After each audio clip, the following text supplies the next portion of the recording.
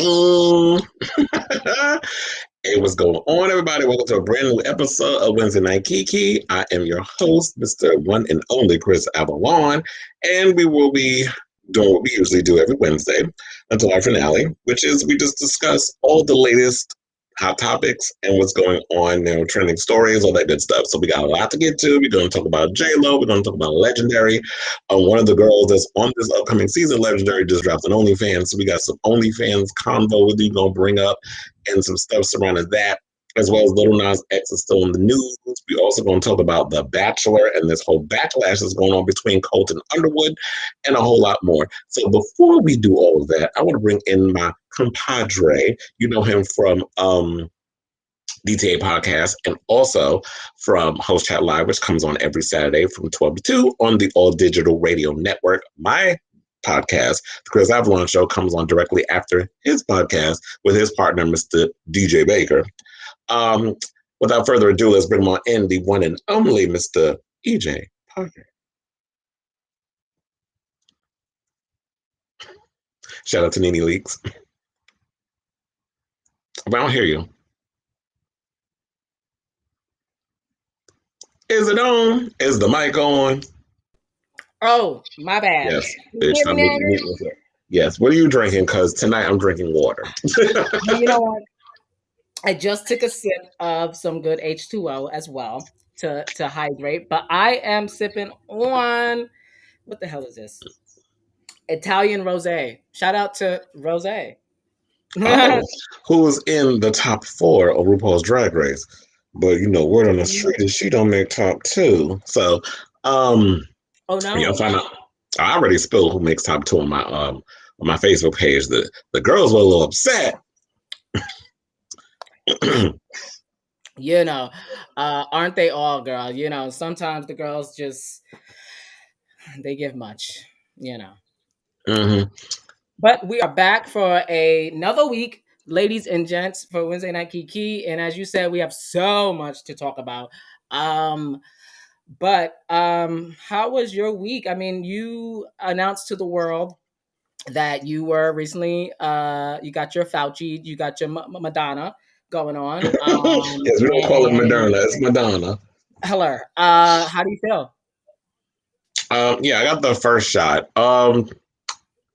I go back for the second on May 8th, which I'm a little worried about because I saw people were I saw the side effects with a lot of people, what they were saying that they were encountering. My parents wound up getting fully vaccinated. They said they had no side effects. My sister got got a shot. I don't know what she got. I don't know if she got the Pfizer or the Moderna. I know none of them got the Johnson & Johnson. I already know that much. But my sister wound up getting it, and I heard that she got sick. And then when I got the first shot, I was fine. I didn't even feel the needle go in. I didn't feel the injection. I was good. And then afterwards, they have you sit in a room, like a waiting room for 15, a recovery room, whatever you want to call it, for 15 minutes to make sure they want to see if there's any side effects. If you're fine, then they feel like, okay, if no, you're not falling over and passing out or whatever the case, any kind of crazy symptoms, then they're like, okay, you're free to go.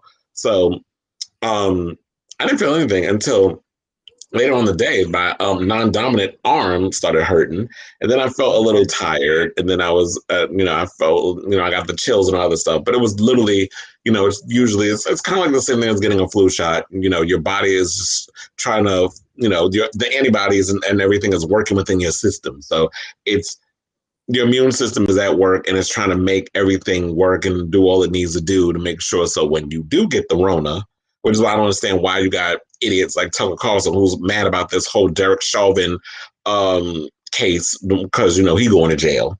Them over at Fox News, they're upset about this. They'll get over it. But when you're going through all these different things, this is why I always say it's important. Even if you feel like you're feeling any kind of way, just give the shot to protect yourself. So God forbid you do wind up getting coronavirus. You have the thing within you to protect you from getting sick and all that other stuff. So that's all. I don't want to turn this into a PSA, but yeah, on May 8th, I go for my second shot. And hopefully those bad, I won't feel bad or worse, but I'm glad that I'm getting the shot on my day off. So if I do get sick, it gives me enough time to recover. Mm-hmm. I understand that. So yeah, hopefully soon you and your partner will be able to get the Madonna. First of all, I didn't even know I Yes. had. I didn't know I had a choice or an option. I just walked up in there. And it was like, "Oh, you're getting the Moderna." I said, "Oh, I'm getting the Moderna." I didn't even know I was getting the Madonna. Yeah, we're in the process of scheduling our well, I don't know exactly what we're going to get, but I guess you find out when you get there, like you said. But it definitely is a thing that a lot of families and couples are going through. And on this show, we like to give Mhm. a little reality to all the tea that's going on out there in the world. But yeah, I'm definitely looking forward to the day that we can all, just go back to reality in a sense of, well, should I say normalcy, not reality, but normalcy. Because I know a lot of my friends and people that I see on social media, including you, are ready to get back to whatever Oh, type of life agreed. that was in New York. So Uh-huh. it's just real interesting to see, like, how many steps forward we can go with this, but we also know that, you know if we continue to do the work that we got to do, we won't stay here. So just stay positive. And yeah, but yeah, so let's get to the news of the week, if you will. I don't know what to start with. I know initially we said we were going to start with the Bachelor and all that nonsense that's going on. Well, We actually, spoke about. the true Go ahead. situation of the matter was I wanted to start off talking about Jalen and A Rod. That's what I wanted to start off with. But what did you Okay. want to start off with? I mean, listen, I'm here for it. I mean, anything but the Bachelor. So Well, let's we do can it. save that down the road. Thank you. Ladies and gentlemen, let's get to this week's most trending stories. You guys all know how we do it here on Wednesday Night Kiki. Go ahead, Chris. Okay, so we all know J Lo and A Rod made it official. They broke up. What was it on Friday? I was looking forward to talk about this on my show on Saturday. However, semicolon, there was some technical difficulties with the servers and all kinds of other stuff, so I wasn't able to do a podcast. But look, the good thing is where you can always turn lemons into lemonade. I have other alternatives, so we're doing it here. And the good thing is that gave us time so it can marinate, and then more story, more behind the scenes tea would have came out in regards to the whole situation regarding the whole JLo and A Rod split.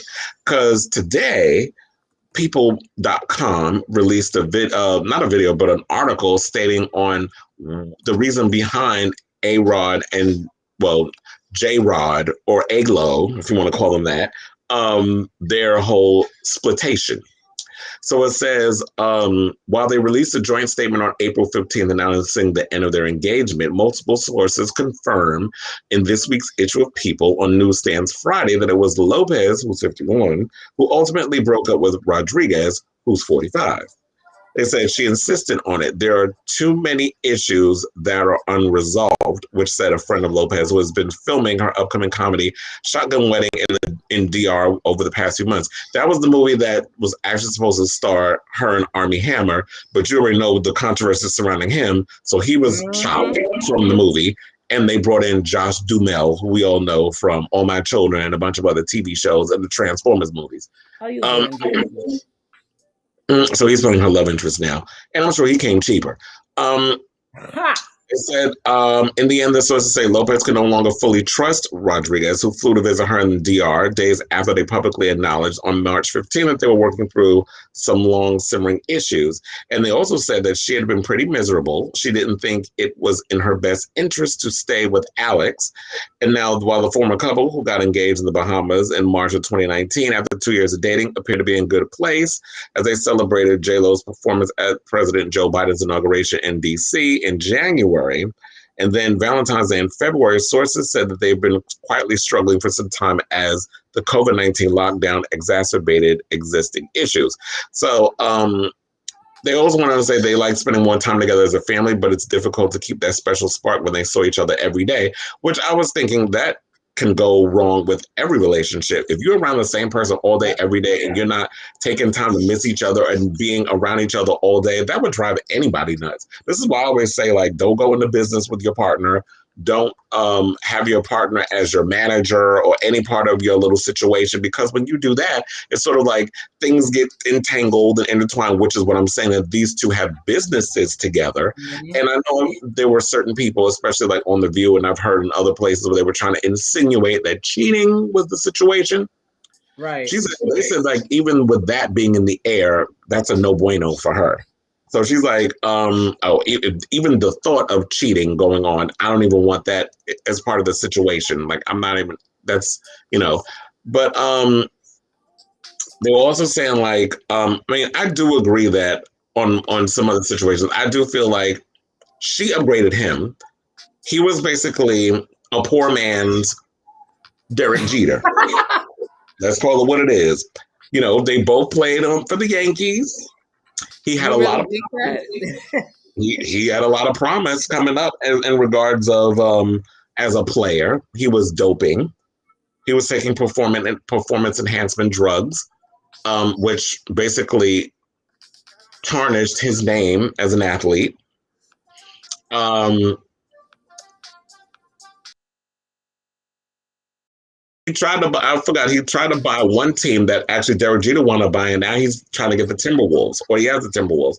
So he's sort of like not favored by a lot of people. And then I'm hearing that there's rumors going on in regards of shady business deals. He owes people money. Like there's a lot of shit going on, and Mm. he's entangled in that because they have business together. So hopefully she can find a way to untangle that web, because there's just been some shady business, allegedly, I'll say, some shady Right. business dealings going on with um A-Rod. So I'm thinking there's a lot of factors going on. And plus, on top of that, he was following her around like a damn leech. It was everywhere. Everywhere she went, he was there. Every time we saw that she was performing somewhere, A-Rob was in the audience. Every time she did her Let's Get Loud tour, or whatever you want to call it, the It's My Party tour, you know, when she was celebrating turning 50, he was there. He was all, Mhm. and, you know, whenever she did her YouTube videos chronicling what was going on her little reality show that she was doing on YouTube, he was there. And I understand, like, his kids and her kids are best friends, but, and they're saying what was the last line? This is what got me in this article. They said they will try to be friends and there is respect there, says a Miami source, but they're definitely going their separate ways. First of all, there's way too much in this situation that y'all can't just become friends. Like, no, there's too much history there. And I feel like once y'all split, go your separate ways. Now it's messed up because the kids are friends with his kids. Her Right. twins are his kids. Um, I can't say, you know, I wouldn't want to hurt my children, but at the same time, it's just like, you know what, this ain't gonna work. This But ain't I did it. hear she did show up at his daughter's birthday party recently. Right. I'm sitting there listening to you, and I absolutely agree with 100, percent of everything that you said, because the fact of the matter is, I mean, I was laughing, but at the same time, you're absolutely right, because A-Rod was somebody who really wasn't on the tip of everyone's tongue as far as pop culture is concerned. He was known as obviously a baseball legend to some other know his controversial moments, like you said, the doping and all that stuff. So this was a resurgence of him to get his name back in the light, to keep his name relevant. And I thought he was going to end up on Shark Tank, to be honest with you, because he's very philanthropic, and he does all this Mm-hmm. investing and business, big business. And clearly, I think the article was kind of makes sense, the trust issue, but also I do think it has a lot to do with the current deal that he just signed. He is officially one of the owners of the Minnesota Timberwolves NBA basketball team. So the majority of his time is going to be in Minnesota, and I don't think J Lo wants to make that commitment. So I think a little bit commitment and lack of trust, and it all just unfolded. Do I think that this was majority stunt tease? Yes, I do. I do think that they were stunting. You know, Mm-hmm. a lot of it was, majority of it was stunting. I mean, when you're with J Lo, it's not that's her prerogative. She wants the moment. She wants the fairy tale. She wants the she wants it all. Mm-hmm.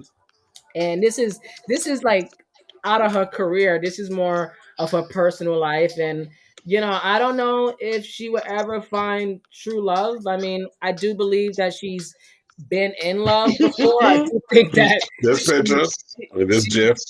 right. Thank you. I do think that she I do that there was love there. I do think that they loved each other. But it's also the fact of the matter that you know uh love is hard. I Mm-hmm. mean, I myself, I'm committed in a long-term relationship at the moment, and it's hard. It's not easy. It's not something that, I mean, everyone wants to be in a relationship, but it's a lot of work. Like, it's a lot of commitment, compromising. And we do have a, thank God, to a lot of technology. Things are easier as far as like a dishwasher. No more complaining about that. A washing machine. We don't have to worry about that. Now washing clothes is like, it's not that big of a problem. I don't have to lug a whole damn shop. Yeah. So those type of things are solved, thankfully. But to just to the point of like J Lo and A Rod, those are our problems. Like, I'm not Jenny from the block with immense spending bank accounts and also monthly expenses, and out of the what I could imagine what her monthly expenses are like. So this is why she works so hard, and a lot of it is we're kind of over it, seeing her everywhere and all this stuff. But that's why. So that lifestyle, like you said, is like they're both were clashing heads, because he wanted to be a star, or should I say, still wants to be a star as much as she is a star. And like I said, I just hope she finds love. I hope she can, like, as she gets older, she's in her 50s now. Like, I know this is tiring, and I know it's beyond embarrassing, but she's also used to this. She makes money off of this. She makes money off of her good and the bad. So I'm not mad at that. And like you said, she's in a movie. So the question is, what happens next for her? Like, because Wendy Williams, she believes up and down that they're getting back together, her and Mark Anthony. I don't know. I doubt that, but Well, according to the People article, they mhm. did point out that she has found support in Anthony, who is 52. I didn't know Of he was a year course. older than her. Who recently brought Max and Emmy to the DR to the Dominican Republic to spend quality time with their mother. They said Jennifer and Mark have a great relationship, says the friend. Having him around while she has had to work abroad has been very comforting.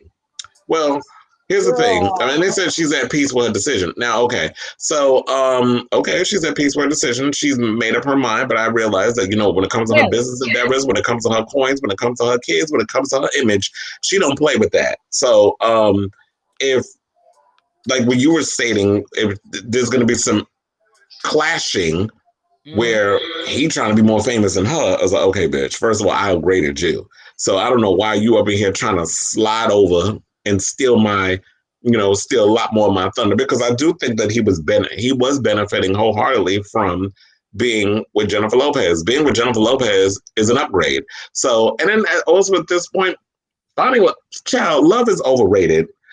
You abandoned me, love don't live here anymore. That's what I motherfucking say. It's like, who needs a relation? Like, y'all can float through. Like, look, she got her kids, she has her career, she has her friend, she got Guadalupe, her mama. So Right. look, her Guadalupe is J Lo's biggest fan, as y'all been seeing. Like, if you watch a lot of them videos, Mhm. but and you be seeing her up in the audience dancing harder than her damn daughter. But and shout out to Guadalupe. But but the point of me bringing it back around, I Please. feel that get you a boy toy. Just go let some do like Madonna. Get you a 25-year-old. Let him blow your back out. Don't introduce him to the kids. Just bring him over when they go to sleep. Slide him into the guest house. Let him blow your back out, and then send him on his way. Like, she just needs somebody that she could just control, like a little puppy dog. She needs another Casper. That's what she needs. Not Casper. Girl. I'm He's like, done. you know what, focus on, I know, but I understand. Like, there's people out here that's like, oh, I have everything I ever wanted. I have the career. Everything is going great business wise, but I just want to find that one person that I can spend the rest of my life with who isn't intimidated by me as a person, who isn't intimidated by the image, the career, all the other stuff. And I'm Yeah, willing to put in that work, but it's just like, I don't know, but like you said, relationships are hard. So it's like, they even no are. matter, even if you put in the amount of work that even if you both agree to put in that same amount of work, I guess you got to give and take somewhere. So I don't know. It's just, I know it ain't easy being J Lo. I'm sure. Right, right, absolutely. And it's another sad ending to a sad love story, but It's I can't another say we didn't see sad it love coming. song wrecking my brain. Come on. Had to have me a Yeah, Tony Braxton moment. okay. So speaking of another sad song, So yes, let's moving right along. right, moving right along. Hello. Let's get to the story that we're following up on from last week with we spoke about Colton, that being Colton Underwood. For those that don't know, we are going to give a quick recap. So basically, we had this bachelor star by the name of Colton Underwood who came out of the closet last week to Robin Roberts on GMA, and ever since then, there was a lot of good and bad. And as of now, we are today discovering the latest. And I'm gonna hand it off to Chris for this one. But um, Oh I Lord. I have some very strong opinions about this, but I also understand where this is coming from. I'm not gonna act like I'm not You aware. do?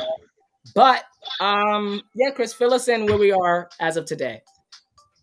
Okay, so last week, literally, I think the day that we actually did, last Wednesday, wasn't it? When we did Wednesday Night Yep. Kiki, he actually came out. I was like, oh my God, this is perfect. So this is a good hot topic that we could talk about and jump on it because everybody else kind of was talking about it, but I felt like there were some people who aren't from of our spectrum speaking on it. We had a lot of women, a lot of so-called, I guess, straight identified people in the What? yes, what? Yes, Oprah. Um, they were talking about it, but I don't think many people from our perspective were talking about it. And if they were, I mean, I haven't heard them. But there was I don't even remember what the hell I said, but I'm sure that I had some very strong opinions. But I feel like I'm a lot more level headed now that the dust has settled a bit, and he's come out Mhm, like. mhm, Oh, for one mhm. point, I will say this: kudos to anybody who comes out of the closet on when they're ready to come out. I don't like people being outed. I don't like forcing people out of the closet. I make my little jokes, and yes, I say certain things about certain people who we all know is a thing, but don't want to come to terms with it. However, this young man coming out of the closet, great. That's great about, kudos to him. I think where the backlash is coming from is that people feel like another straight looking guy, like we see a lot of gay guys that look like him represented in the media. Glad and all these other people, y'all are quick to gravitate to men that look like them. A lot of the gay centric shows gravitate towards guys like him. So it's easier for him to find solace in the community because of how the perception of his how he looks. He's a good looking, attractive guy in great shape. He looks like your typical corn-fed white boy that moved over to West Hollywood to become an actor and got Not caught up in corn porn. fed. That's basically how he pretty much, that's the vision of what they try to perceive as the poster child for the gay community when it comes to men. So I think the backlash is coming from people feel like he's financially trying to profit off of coming out of the closet. And not only that, but because I don't watch The Bachelor, it was never something a part of my demographic. It was never something that I was interested in watching. But because now he's coming out of the closet, it piqued my interest in finding out more. And for what I've heard is that there was a girl on the show named Cassie who he was who he wound up picking, and then stalked her, hopped over a fence, put a bug on a car, did all kinds of crazy stuff. So people are pretty pissed off about his behavior towards this girl, deceiving these women, which I totally get, because he already said, like, he came on the show and he thought being a part of The Bachelor, all this other stuff would make him straight. But it's funny how there were people that would say that there was one girl, I don't know if you ever watched E.T. Canada. Every time I watch them every now and again. The girl that's on it, I don't remember their names, but the girl that was commentating said she interviewed him on the red carpet once, and she said that right after they were done, she whispered over to one of the producers, she's like, I don't think Colton's straight. So I think a lot of times with editing and people get on camera, they know how to, like, let me just eliminate, and we all, a lot of the gays who struggle with asexuality go through this. Let's try to eliminate all the emotion from our, because if I do too much, then they're gonna detect, or so there's always this act you have to put on, so that way you don't give off a suspicion. But sometimes you get too comfortable and you forget, and little mannerisms come. Like, okay, well, I mean, he's probably either gay or maybe there's some straight guys that are a little sensitive. A little, but to get to the point. People are upset over the fact that he's actually getting a Netflix special where, and this is what had me with the biggest eye roll, that he's got Gus Kenworthy acting as a gay guide to him. So there were people that hit up on social media, and I found some of these tweets rather hilarious, where, wait, let me find it. Where they were basically saying some stuff like, sorry, Netflix, but I'm really not interested in watching Gus Kenworthy explain poppers to Colton Underwood. Another one went and said, I'm glad that Colton Underwood finally feels comfortable coming out, but I'm not about to forget he harassed and stalked his ex-girlfriend, and she had to take out a restraining order against him. Him being gay doesn't negate his history of abusing women. And then there was one that I posted on my Facebook, sneak peek of Colton Underwood and Gus Kenworthy's show. And one is a jar of Hellmann's mayonnaise, and the other is a jar of Miracle Whip. Because they call them white folk basic. But anyway, so another one said, so y'all are telling me Colton Underwood comes out and immediately gets a reality show and Gus Kenworthy as a gay guy, but when I came out, I almost lost a relationship with my entire family. Interesting. So yeah, because he was on The Bachelor and all that other stuff. But I also think it'd be rather interesting, and I didn't know this, now that his contract is up with Netflix, I mean, not Netflix, now he's doing a deal with Netflix with the reality show, whatever the case the hell this is, him trying to, I guess, navigate what it's like to be a homo. I don't know what the hell Gus Kenworthy is going to do. Is he going to be his fairy gay father? Like, I don't know what a gay guy does. I didn't know we were all automatically. So we go from being best friends to straight women on shows like Real Housewives and Sex and the City, all these other shows, and now we're being a fairy gay godfather to homos and trying to navigate them through what it's like to be a homosexual in America. Okay, so we're going to show you how to buy a jock strap. We're going to show you how to properly put a butt plug in your ass, what type of lube that you should use to put that butt plug in your ass, how to properly douche, how to suck a dick. Like, what does a gay guy actually do? Like, I need to know this, and where do I apply? Because if I needed to teach these homos how to be real homos, I mean, bitch, I can give y'all a full tutorial. Just pay me $1,000 up front. Okay, all jokes aside, so someone created anonymously, created a change.org petition calling on Netflix to cancel the series, and it's received over 25,000 signatures and counting. And the petition reads, Colton is a former Bachelor lead who stalked his final pick, Cassie Randolph. He placed a tracker on a car, sent her and her friends anonymous threatening texts, and was even seen standing outside her window extremely late in the night, resulting in her brother attempting to de-escalate. Now I'm sound like I'm from Australia or New Zealand. De-escalate the situation. Cassie is a victim of Colton's abuse, and he does not deserve a platform in any way. Regardless of his sexuality, Colton should not be given a platform as a result of his abuse, manipulative, and dangerous behavior. And even, Lil Nas X got thrown in this conversation too, where people were saying, well, Lil Nas X did practically... The first thing I do, I'm gay. I know that's a shock, Colton. And that, I think, you should look into. Maybe you're the first gay bachelor and we don't even know. Put that. And I saw someone made a comment saying like they didn't like the fact that oh my God, Billy Eichner was trying to take credit for Colton's coming out when he tweeted about it, and I was like, wait a minute, who said that Billy Eichner was taking credit? First of all, I mean, family knows family. We've said this numerous times. So unless you're a gay, I don't think you should be commenting on what gay people can do and what they can take credit for. So, but yeah, so we got this petition. Lance Bass even came out and said something on the Ben and Ashley I Almost Famous podcast and said he's definitely going to get a lot of backlash from the community at first, not the majority, but there is a small percentage of the community that just doesn't, that's not, okay, wait. He says, but there is a small percentage of the community that's just gonna not like the fact that he came out this way, that he's monetizing the experience. 90% of my fans were women and they all thought I was straight. I made my money off women and singing about love and using that market. So me coming out, it was scary because now everyone's going to see me as a liar. And he also said that he thinks the docuseries will probably help the LGBTQ community, but he said Underwood will need to sit back, listen, and learn if he wants to get it right. That's all you need to do right now is just listen to the community, listen to everyone around you, educate yourself, and then you'll naturally find where you belong in this community. I think that goes for all of us. Like for me, I had to find my tribe, just like you had to find your tribe. We all go through these points of where we have to find our tribe and see where we fit. I realized I hung out, with the gay punks. I hung out with the ballroom kids. I hung out with so many different people. That was my tribe. I hung out with drag queens. I hung out with porn stars. Those people, the entertainers, the artists, all that stuff, that was my tribe. That was my community. And that's what I gravitated towards because we were all a bunch of homos and trans and all those people just trying to make it under this one big rainbow umbrella. And I think that's all Colton can do. But why does he got to do it on camera?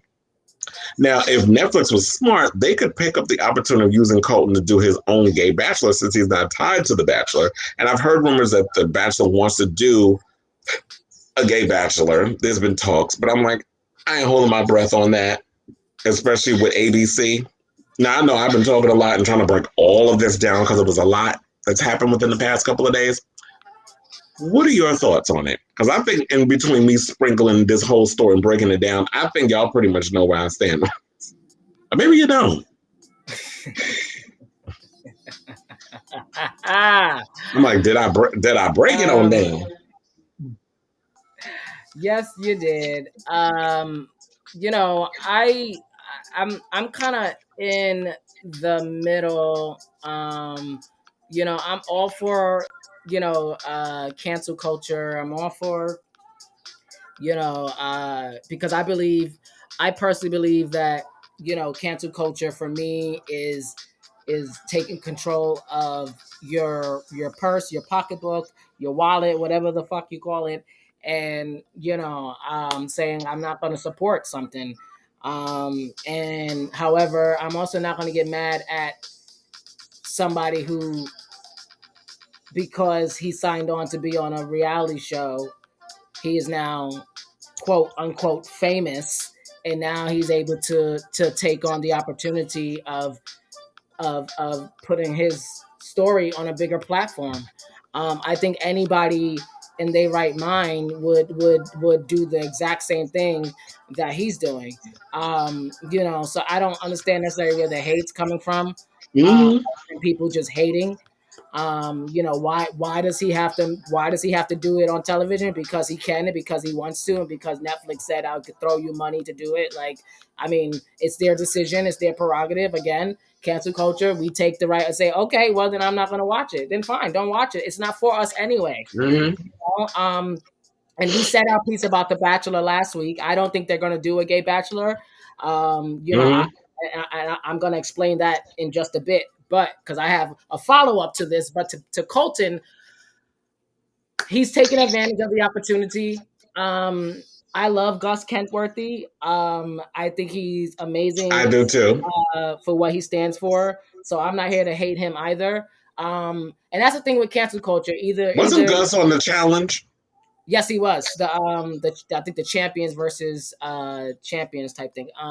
But yeah, I, like with cancel culture, like either you you're for it, or you're either like myself, leaning back, like, this is not my fight right now. Like I'm just, and like I understand that we want to see our own stories on there, but then we need to hold our own people accountable. The people that are in power right now, like Patrick and Polk, love you to death, girl.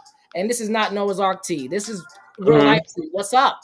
Like, what's up? You do you have anything going on at Netflix? Like, are you trying to put anything together? Lee Daniels, what's up? Like, what's going on with your gay superhero? Like, what's up? Like, we want to see ourselves. That's what it is about. So if it's about that, let's hold our own people accountable. Lena Waithe, girl, what's up? Like, what's up? Like, let's hold our people accountable. She's busy profiting off of Black Pain with them over at Amazon. That's what's up with Lena. There you have it. But that's what I'm saying. Like that's how I feel. Like because Tyler Perry, what's up? Thank you, hello. Our white counterparts, our white fellow gays, they're gonna get. This platform is made for them. Did we not know that with the world we're living in? Like, so I was expecting this, either this or somebody's gonna capitalize, Disney or Netflix. Like, so I'm not mad at that. I just hope that he doesn't reveal something that then I'm against it. Like, like I don't know. Like I know I saw memes, or not a meme, but I saw. I don't know if you sent it or I saw it on Twitter where he found out he was supporting he followed Candace Owens on Instagram, or something like that. Like that's still right there. That's a red flag. But I need to know more. Like I'm not just gonna sit there and say, oh no. Like I don't know what he's following for. Is he donating to Candace? Is he funding to her right-wing hate speech? Like then if that's the case, then I'm like, all right, I wash my hands. But until I know that, I gotta judge a book by its cover. We got a man who just came out the closet on national television, and yes, he's also someone who's a sexual harasser. Apparently, according to the law, he is undocumented that he harassed a woman from The Bachelor, and she put a restraining on her. I understand that. I hope she's at peace. However, until she comes out and says something on top of this that adds to the fuel that we're trying to do with getting this show, canceled, then I'm not jumping on this bandwagon either. Like the restraining order was because of obviously him texting and harassing her.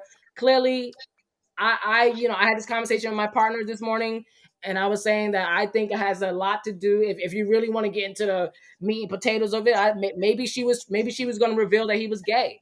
Maybe, like you said, so clearly the person interviewing him on the red carpet knew. So obviously, you going on you doing. Yeah, if they were in a relationship for 2 years, there had to be some sort of suspicion. I think she even had suspicions when they were on the show. There had to be some leeway. I know there were people who were in the comments said, "Oh, my husband detected it," or "I can't." Like they would watch it, but like they had their suspicions. So right. I mean, there's been a lot of girls and guys who have dated women and who have dated men who found out that their other partner swings for the other team. Like a lot of people have been through it. It's unfortunate. But when you were talking about like what's up and holding people accountable, that's why like when I saw that article that I sent you earlier from Deadline about Scout Productions looking to take Queer Eye and Legendary flavor to new worlds. So they're talking about Scout Productions, in case y'all want, and we're going to talk about Legendary in a second.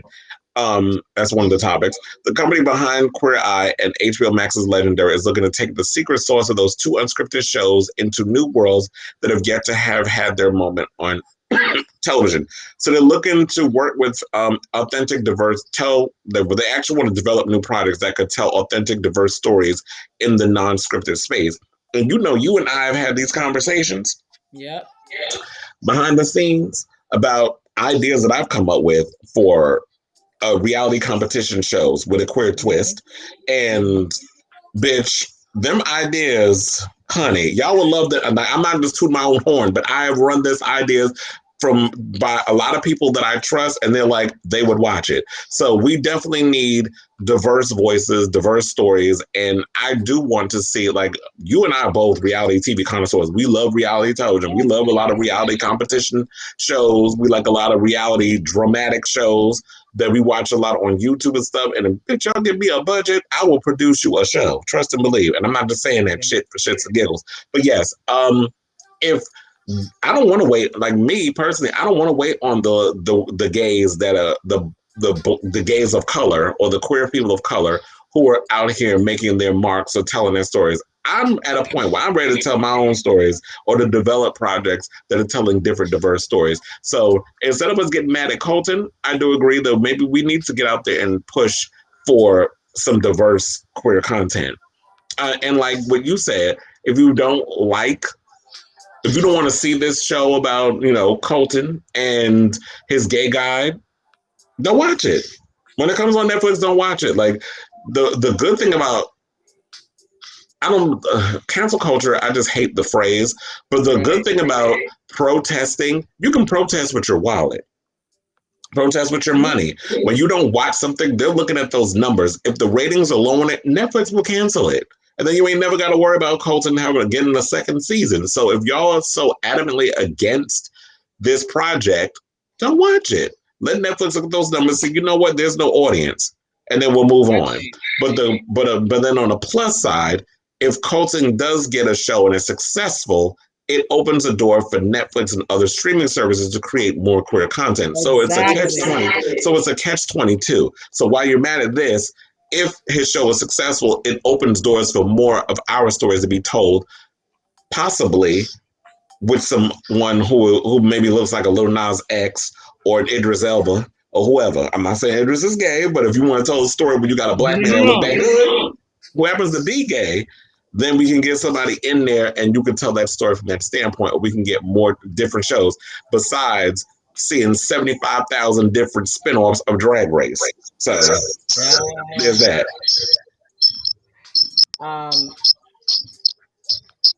So I definitely I mean, listen, I hope that I mean, if Netflix feels the fever from this and they decide to pull the plug, so be it. But if it doesn't, like you said, it opens the doors, and that's the issue. Like the issue is just representation. Like I think if we had our own, we wouldn't be concerned about this. We'd be like, okay, all right, like we got our own right now. Like we don't have our own, and I get it. So let's fight for that instead of eliminating an other part of our community. Like we have to we have to stop that. Like we just can't, because it doesn't get us forward. Like it really doesn't. Like and we could break down the semantics and the nuances. Like you said, you brought up Lance Bass, and the last gay reality show we had was horrific.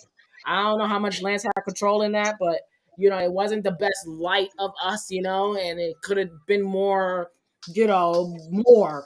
But that's a whole nother conversation, and that's why we have to continue to fight. And that's why I shouted the people out, there's so many other people we could call out. I'm not gonna go a whole list of people, but we need to hold ourselves, or like you said, produce our own, pitch these ideas to people who have the wallets, like, cause that's how you get shit done, and I mean, and the hard thing to do is to do it and keep your integrity.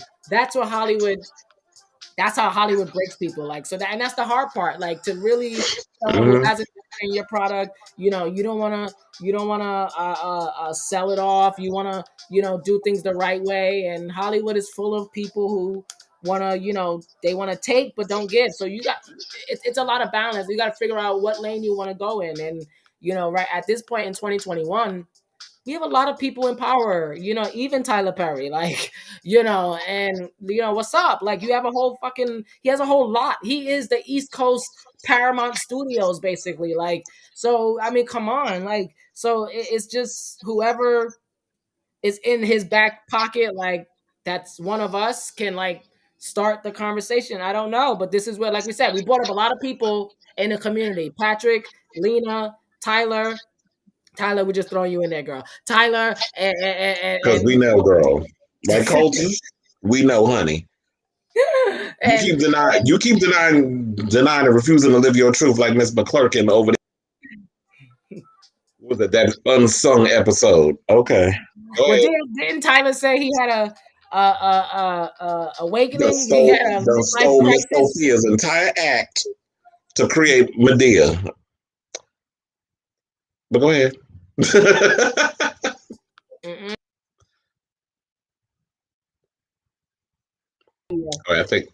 I think your camera froze. So let's see what happens. Let's see what happens. But yes. Now, I also want to add this to the story here. Mm-hmm. You know, because you brought up Billy Eichner, and you were talking about the moment where he made him Look for? No, the first thing I do, I'm gay. I know that's a shock, Colton. And that I think you should look into. Maybe you're the first gay bachelor and we don't even know. No. Put that in your promo. See you later.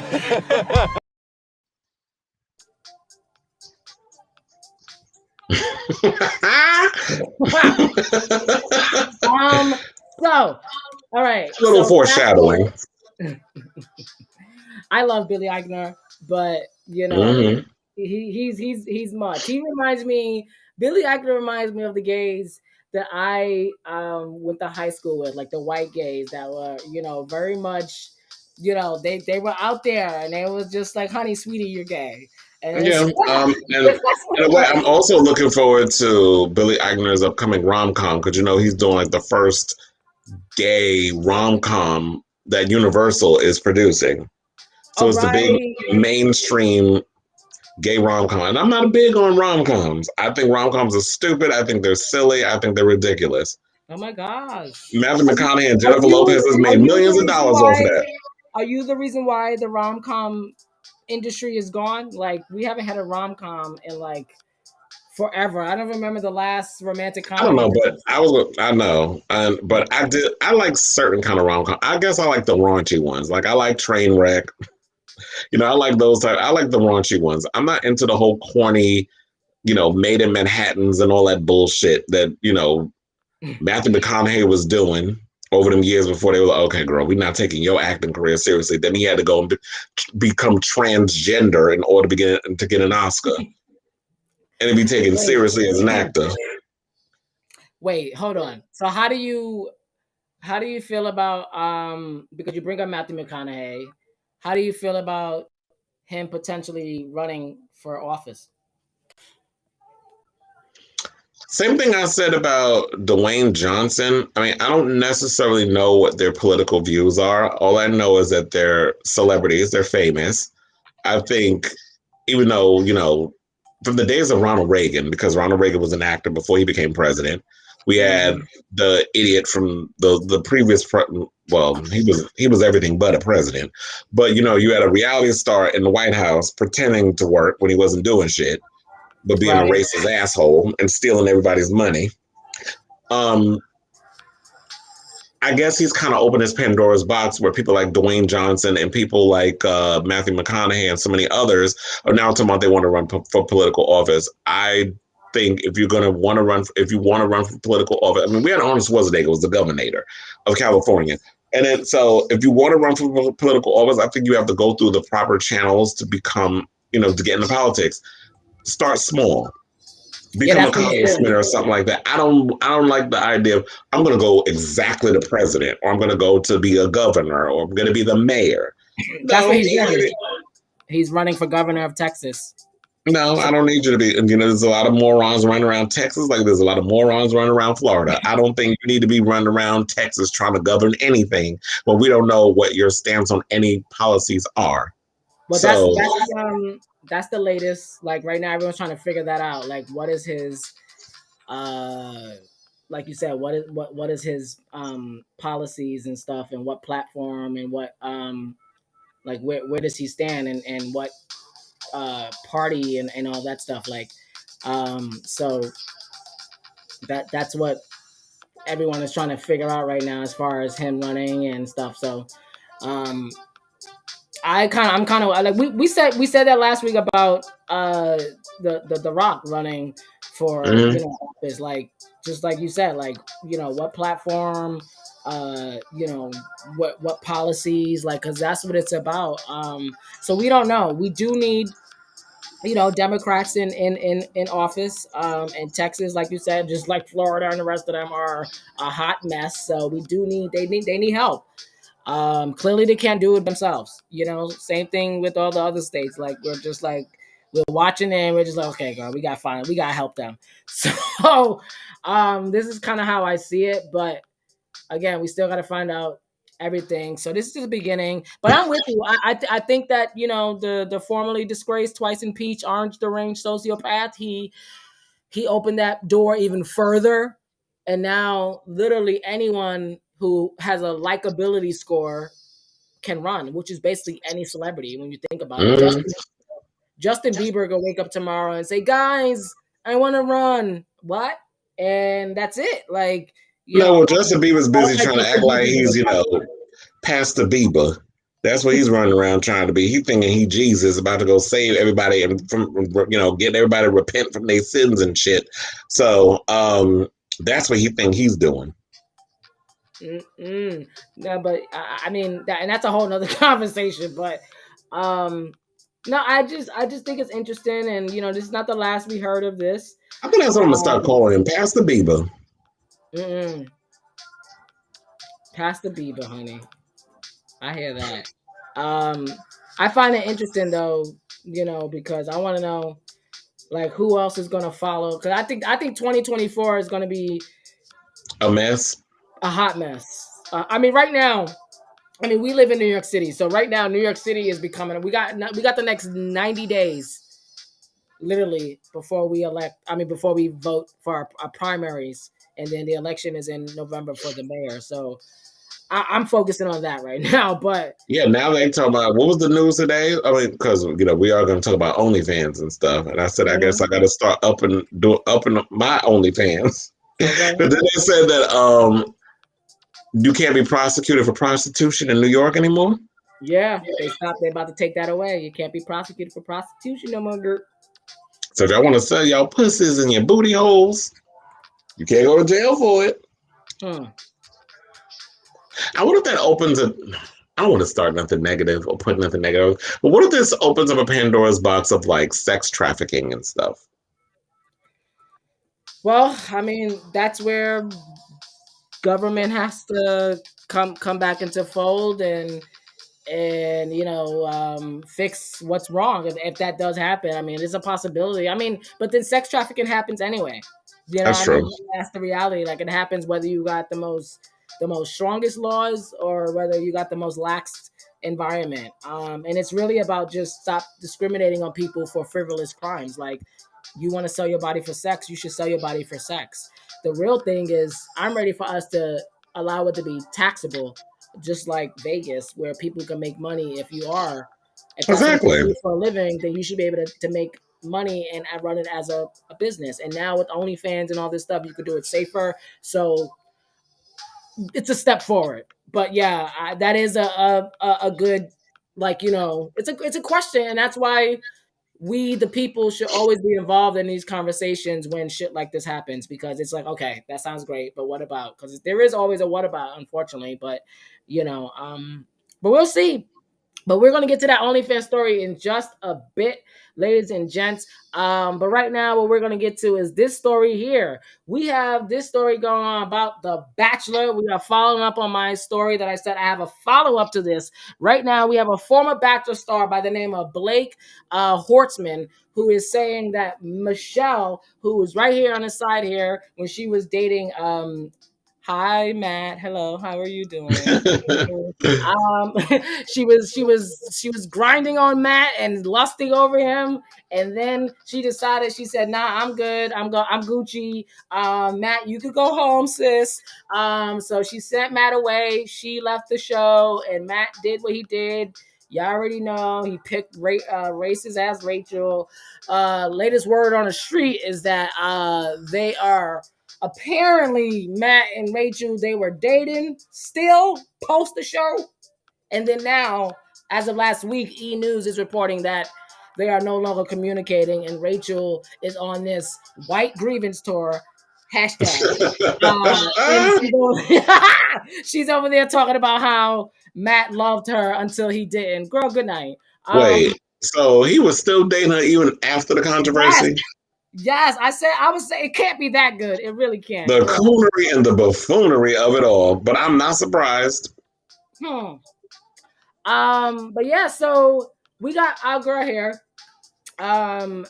Michelle. She's the next Black Bachelor. She's also doing the show with the other girl along with her. I think her name is Katie. So it's gonna be 2 girls. It's gonna be a double season. So it's gonna be a lot of drama. However, The we guy's have gonna be fighting over 2 girls. right, yeah, exactly. So we have a former Bachelor star by the name of Blake Hortzman, and Mm-hmm. that's the girl right there. Her and the other girl in the next Bachelor. So there's a Bachelor star by the name of Blake Hortzman right here who is talking shit. And basically he That's says how that he's 12. he says that he said that Is he old basically enough this to is even what be he has on The to say. Bachelorette? Yes. Did they check his ID? He's declaring that The Bachelor is over. Let's take a look at what he has to say on his Insta story. Mm-hmm. I mean, no, because nothing lasts forever. But also, bold statement here, hot take. I think there won't be another Bachelor season. I don't think there'll be another Bachelor season. I think it's going to end after Michelle. Yeah, I do. I don't think hot take. Is that Colton the next Colton? Child, I done detected a little something up in there. All right, Miss Honey. Well, I'll be seeing you at Lance Bass's establishment in West Hollywood if I ever decide to go back to LA. But Stop it. excuse me. But you want to know something? I have a feeling. I mean, that would be wishful thinking, but Right. ABC likes to drag things out until the wheels come off. Well, it's coming off. But yeah, I think ABC will still try to hold on to this franchise, even though the franchise is literally on its last strand of legs. Like, to me, I felt like The Bachelor was done ages ago. I'm like, this shit's like, every time there's a commercial, I'm like, this shit's still on. I really don't get the show. I don't get the demographic. I don't understand this whole concept of sticking 50 people in a room and one person choosing love with all these. Like, how do you find love? Like, I don't know how you find love or you can even have a moment to really get to know someone when you have so many people vying for your attention. There's cameras around. There's producers manipulating situations, so it doesn't feel real and authentic to me. I don't buy none of these shows with the romance and I don't buy none of this crap. So I'm sure you really think that like that people can't find love on reality shows? Like, you think that? I mean, Trista and Ryan did, but that's like once in how many seasons? You're right, because you look at even like Big Brother. You got the only ones that I could think that really last that long was Jeff and what's her name, and Jeff and you know what I'm talking about. I guess it's one of the, I guess it all boils. I guess it all boils down to intentions. What are your intentions going into these type of shows? Are you really going in looking for love? Or are you really going in looking for 15 minutes of fame? And I think there are some people that genuinely find love on some of these shows. I don't believe necessarily it could be The Bachelor, but I do think that you can. Jordan. Oh, there you go. Yeah, but But I wonder, I mean, I'm sure like you could find love on all these other reality shows. Like, I genuinely believe, because, before we came on, I told you I was watching The Challenge in between waiting for my damn HelloFresh to arrive, which I was late. So I was running up and down the stairs in my building like 4 times today, making sure this box came. And it literally came yeah, you working out, honey. My day off and I'm exercising. But like, from watching The Challenge, I do believe in Cam and, oh my God, what's his name? I don't know why I want to call him Leon. It was like Cam and Leroy's relationship. I genuinely believe that. There's some people that be on TV for showmances. Mm-hmm. And there's you know what? That would have been a good thing to bring up on this show. Maybe we'll do it next time. The Johnny Bananas thing I sent you. We should bring that up about if we do a reality roundup. But yeah, we talk about that Saturday maybe. Okay, yeah. Yeah. So I genuinely believe that there are relationships that can work. You can find relationships with someone. Look, Kim Zolciak found Croy on The Real Housewives of Atlanta. So, she got like 18,000 kids with the man. So, you can find love when you least expect it. It all depends on, I believe, what your intentions are. But I don't think any of the intentions on these shows are authentic. I think everybody's on here trying to, squirrel trying to get a nut, everybody trying to be famous, and you're not really trying to find love. And Matt is corny. That's all I gotta say. Well, I mean, hold on. First of all, hold the phone, okay? I like Matt. I think Matt is, I mean, hold on. A Let lost me soul with hold on. daddy issues. Right. Yes, he definitely has. After what I just read and said and everything, I'm gonna take that back. I did like Matt. I was rooting for him. I think he's very confused. Oh my God, we need that Tyra Banks clip. We're rooting for you. We're all rooting for you. How dare you? It's funny. I think I have it too. I just can't find it. No, but I really, I like Matt. I thought he was someone who really could make an impact, and unfortunately, the network really let him down. And I feel bad for him, but at the same time, finding out now that he's still dating, dated, Secretly dating her. yeah, it's like you said what you said on the final rose, saying that oh, you don't understand my blackness, trying to be all hood with it or whatever, like trying to Oh, trying to she trying to definitely understood his blackness when he was putting up in her. and trying to make it seem like I mean, because we did have his back, you know what I'm saying, and that's why it sucks, because I believe some of us were invested to see how this thing, but then finding out that now you still fucking with her, and then even to the point where that you basically, because she's going, like I said, she's going on a PR tour playing this Mm-hmm. white grievance, saying that Matt, he was with me until he wasn't, blah blah blah, and it's just like, okay, got it, but what does that have to do with the fact that you're still a racist? You apologizing, but Matt, now we gotta hold you accountable, Matt, Mm-hmm. because what you're doing is not right. It's like you're fucking with people's emotions. You're saying one, and I get it. Listen, like you said, like we said in the last situation, love is hard. I mean, the last segment, love is hard. Love is being in a relationship is tough. I get that, but this is very cut and dry. Very cut and dry. Say no more. You know where she stands. She knows where you stand. So it couldn't been that good. So it's I really am curious to know, what was it that kept him hanging on.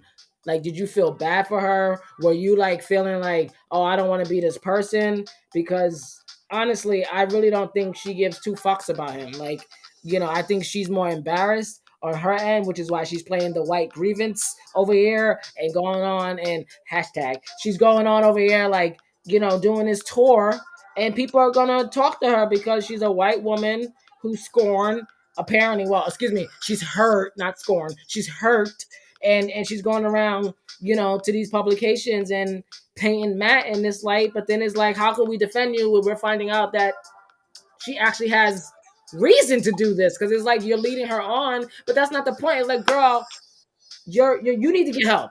And that's the thing. He should have just left it like it was, and now it's just it's going on this situation where it's just like, y'all deserve each other. If you Mm-hmm. if you really can't let her go, then you know what? Maybe y'all deserve each other, Matt. Maybe you deserve to be with someone who, like you said, maybe she likes when you stick it in her. That's it. I don't know, but if that's what it is between you and her, and so be it. But heteros are weird, so I don't know, girl. I'm over it. I'm over it. Heteros are weird, honey. Yes, they're very weird. I don't know. But yeah, so what we're gonna do right now, because I'm having some computer issues over here, I gotta work on some things. We're gonna take a quick key break.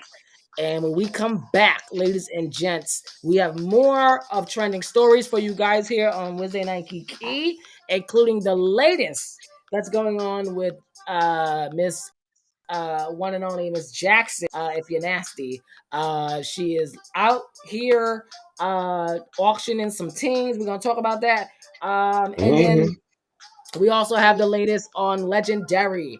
We're going to talk about Legendary. We're going to talk about the new season. There's a bunch of new houses. I have a special connection to one of them. I got to give a quick shout out to the house. And we have so much more with Legendary. We also have a star on Legendary who is apparently everyone has an OnlyFans, but we're going to break this down because there's another star. And one of my friends' drag mother is on the show, Miss Gia Banks. She's on the season 2. So come on, sources. So yes, honey, it's going down. May is you might as well call May Gay Month because it's pre-Pride month. Because between this and we got Love Victor coming, we got the season 2, honey. We got Pose season 3. Child, my card is gonna be full between doing this show, Drinks and Drag, my other show that I don't know. I guess I'm announcing it now. My new talk show gay show that I'm doing with myself, Lindsay Aguilera and Remy Moreno. Don't kill me for telling your last name, but that's the last name. But anyway, so all three of us, y'all been seeing us doing stuff on my other show. We have a talk show that's coming next month.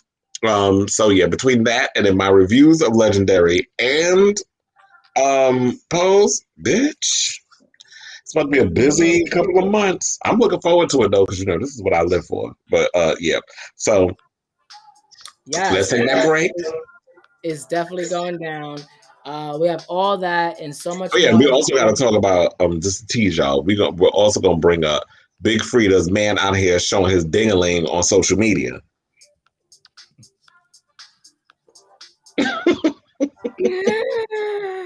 Ooh, girl. We will be right back. I can't.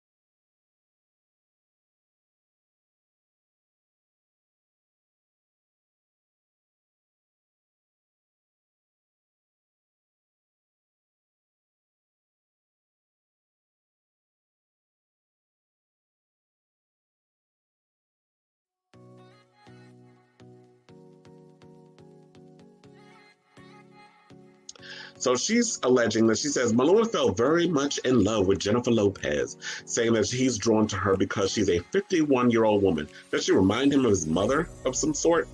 Because, J-Lo was that age. Not only that, but Moni claims Lopez is just as into Maluma. In fact, they're having a secret affair.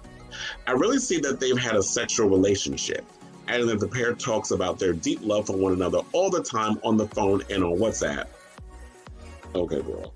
But she didn't stop there. Moni also alleged that in addition to being obsessed with J-Lo, Maluma was also sexually attracted to both men and loved about makeup artists particularly, or people that work behind the scenes, whether it's hair, makeup, or even in any part of the beauty situation. When you work with celebrities, you get all the good tea from them as well, because they will dish it to you. I know, because I've been on many sets where they be beating your face and stuff, and this is what they get. I'm not going to ask you any of that because we don't want to be that messy. But one of the questions I want to know, because you said you work with Deb Annie, do you think she a Trump supporter? Because that's the storyline they're trying to run with on that growing up hip hop. Oh, is it? Mm-hmm.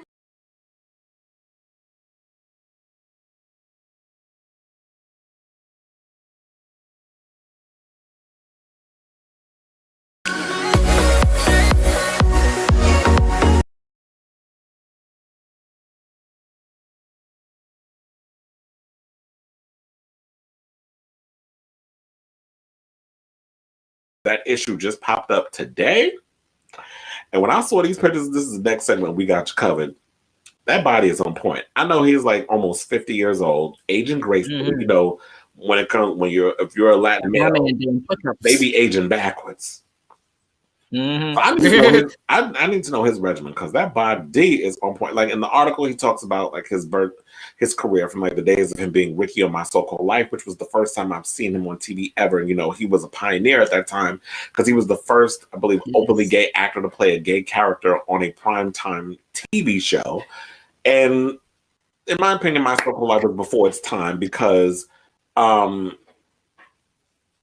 it lasted one season, and just the subject matter in there was just too much for a lot of people to deal with in the days of when that show came on. I believe it was the 90s.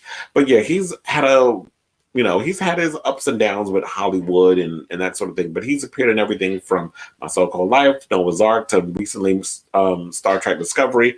I saw that I posted this picture and all the other photos on my Facebook, so a lot of people responded to it. Kudos to him. I also believe Janelle Monáe is another one who made the Out 100 cover, and Joe Mantello, who directed the stage play revival and the Netflix film of The Boys in the Band.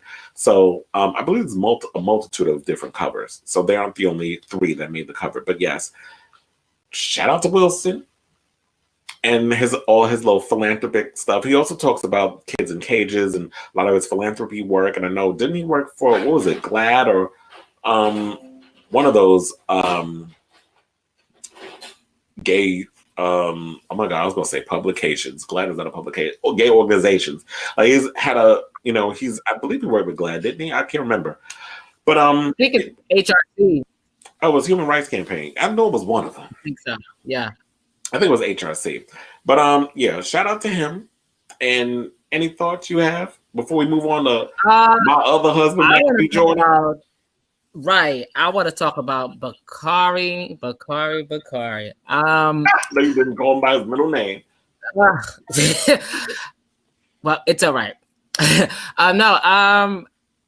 I saw what they said on The View today, watching The View and talking about. I didn't see today's episode. What did they say?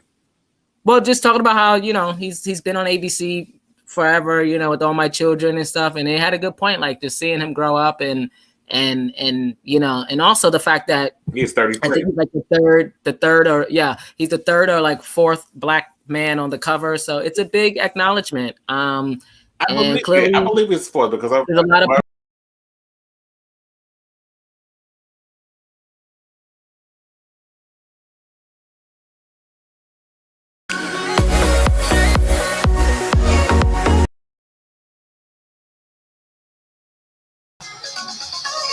Yes, I got it right here. My Bakari. Yes, I got my Bakari.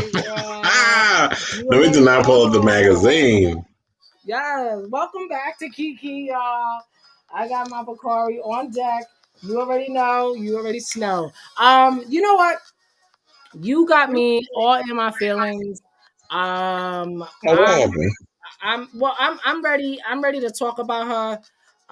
You know, let's not waste no more time because, you know. Oh, before you get to that, you know something? I was just thinking, even though he's another one that might be not fully coming to terms with who he is, but I was like, you want to know something? J-Lo can get with Maluma. Oh, you know what? I remember that clip that we always play in the commercial break. I was like, oh, wait a minute, she can get with Maluma. Haven't been her boy, but yeah, I ain't never seen Maluma with no woman. So let's move on. And no, I'm, you know, I'm sitting there listening to you, and I'm like, you know what? Because you know, on our exit out of the show here, I'm sitting and I'm like, you know what? I kind of agree with you. Like I'm, you know, because this whole situation with you know, Frida, like I'm like, you know what? Screw everything else. We need to talk about this first, because you're right. Her man is doing the most, and you know, this is a story that we can't show the video because we'll get flagged and taken off. Remember last week when I did my show, I was playing a damn Fast and the Furious trailer, and I got chapped. I'm like, excuse you? They said no, ma'am. I started over, but the video was much fiercer the second time. But anyway, right. No, but it's just like, I first of all, we speak about The Bachelor in the last segment about how like, you know, with our, being with someone who is on a celebrity, or just being on a show where you have to reveal yourself and all this stuff, like, and I look at Big Frida, and she's another one just like Little Nas. I look at Big Frida as someone who made it. She may not be every household, but I mean, she was hosting She's freaking the queen of bounce. right, and she was hosting freaking New Year's Eve, Ryan Seacrest New Year's Eve at that. So it's Mm-hmm. not like she was doing some Ryan knows his local, people right? And yeah, hello, and Ryan looks out for the girls, and in more ways but than one. but with this story, I'm just like, I'm really concerned about Big Frida. I'm like, I'm really like, just what the hell is going on? Because her and her man's like, y'all. I mean, those that watch the show, we know that Frida, she came with her man Devin, and I didn't really. Okay, I'm gonna be honest. I didn't like him for her in the beginning, and I Mm-mm. certainly don't like him for her now. And with that statement, like, as you said, her man is on Twitter, revealing all. Spill it. Yeah, he was on Twitter crying, and he sounded emotional. Well, I won't say he was crying, but he was clearly under the influence. He seemed like he was extremely drunk. And if I remember from when I was watching her reality show on oh my god, what was the channel that it was on? Fuse? Mm-hmm. I also remember they had the transgender show that used to come on right after that. Um I but am Jack. no. That was on oh my god, and I see the damn thing in my head, the network. TLC. Thank you. The Learning Channel. Word on the street is I heard. Okay, let me not go there because I don't want to out nobody else in that Jennings family. Ooh. But word on the curb is that Jazz ain't the only child ain't the only sibling that is a member of the LGBTQ community. That's all I'll say. And let's keep it moving. But anyway, so yeah, check on them twins, one of them. But with this story, um Devin was saying, so I don't understand what the hell he was talking about, but he was speaking slurred English. He was clearly under the influence. I don't know, could have been weed, could have been alcohol, could have been a mixture of both, or whatever else he's taken. But I know over the years, Frida has stated that they've had their ups and downs. There've been a lot of issues and drama stuff. I don't understand why she continues to stay with this guy and put up with his bullshit. I feel like she deserves so much more. If he's not happy in the situation that he's in, then why not call it off and move on? Or she basically said that that's her fiance. And this is another thing similar to what we were talking about with J-Lo. You got the career, you got everything else going on, but your relationship is a hot ass mess. And if the relationship is not doing anything for you for your glow up, for your come up, if it's not benefiting you in any way, cut your losses. You would be doing each other a favor by cutting your losses with each other if you're not in a happy relationship. And to me, I look at someone like a Big Frida who has so much talent and so much going for her, and she continues to put up with this boy that's on IG of all places showing his dick, pulling at his pants and wiggling his dingaling around. He did it in January and he did it again recently. So if you're going to constantly go on social media crying for attention and exposing yourself on a platform that I could have sworn doesn't even allow pornography of any kind, not that he was touching himself or doing anything sexual, but you're exposing your body parts that they flag on that website. So I don't understand like what's the from him. I got what he was saying clearly. From what he was saying, I can't sit and elaborate what he said word for word. But when I was watching the video, it basically seemed like he was unhappy in his relationship. He didn't really let us know what was going on personally with him and Frida, but it was clear in the video that he's not happy in the situation he's in. And like I stated, if you're not happy in your relationship, cut your losses. But what do you got to say? I mean, first of all, you can see how Frida is looking at him in that picture right there. That's why I was like, we have Both of that their was body language is off. right. And like I said, I mean, I never liked him for her. We got used to him in a season right before, I think it was the last season too, right before his Frida's mom passed away. And they really got like, that's when they started really, I was like, this is real, this is serious, like you're really, because at first I thought it was just something fun, like, oh, Frida just want to have a little good time. She got her little trade boy from the block. Someone she grew up with, who loves Freddie for who Freddie is. And that's why I love Frida, because she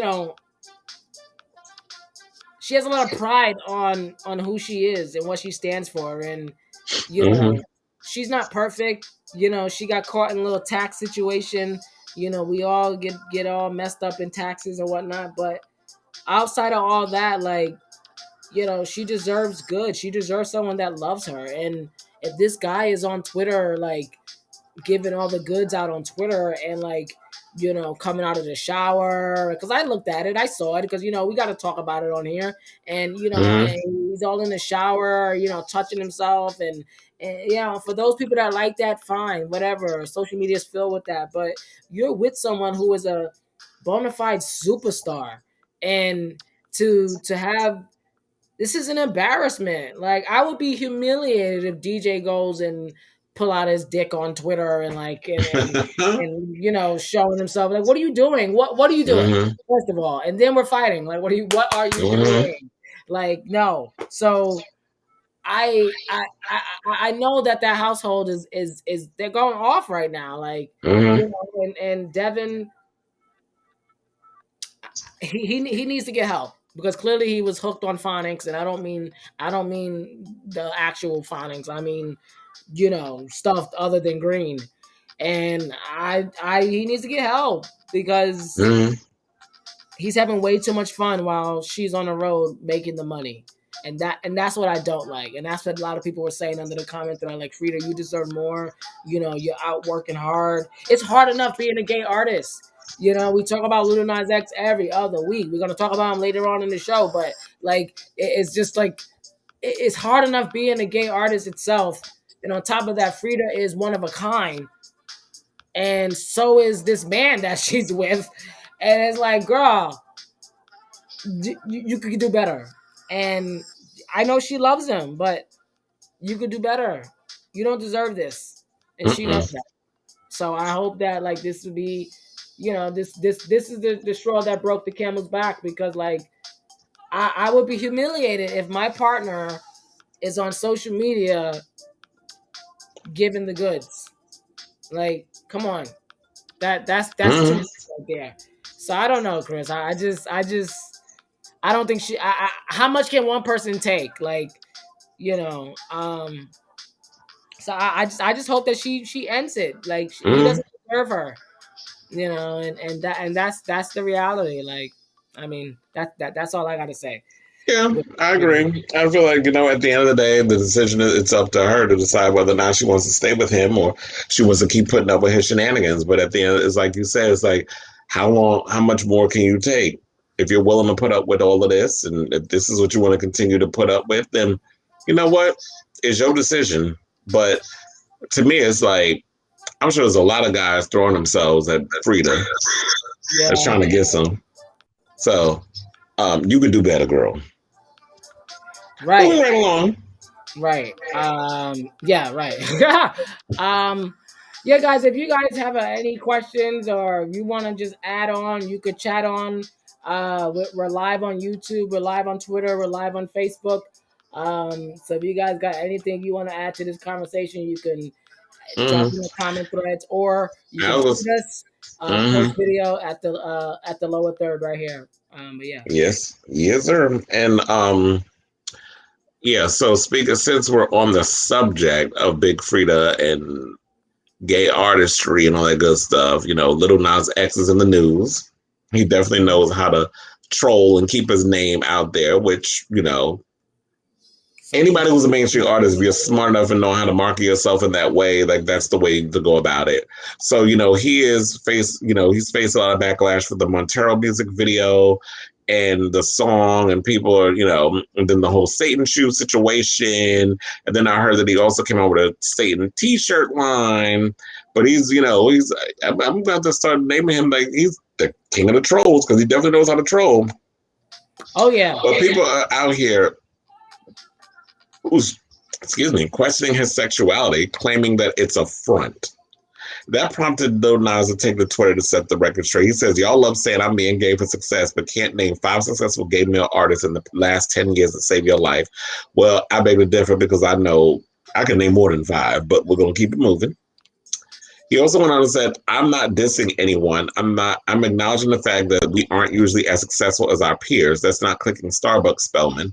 I mean, he is right with the part of they aren't usually as successful as their peers. Now, it is known that straight people tend to be more successful than gay ones. It depends on who the gay one is. You know, there's very few gay artists who have become successful, but a lot of them have become successful and didn't come out till after their career hit its peak and they made all their money. Then there are people like Lil Nas X, but yeah, he came out at the height of his career because, you know, people did some digging and found out some stuff about his past, and he had to come out and say, yeah, I'm gay, that's mine, I put it out there and all this other stuff. But for people saying that he's doing this for clout, I disagree. For people to say that he's doing this for attention, like say that this is, what was the phrase, the term that they used? They said that his sexuality is a front. What the hell does that even mean, number one? What the hell are you talking about is number two? And how are you sitting there saying that this is a front? If there was, look, didn't we just do an article? I don't know if it was on here or if it might have been on my podcast. Kate Winslet said she knows at least four actors who she's worked with that is in the closet, that is either gay or bisexual, but is scared to come out because of the repercussions that they may face in regards to their career.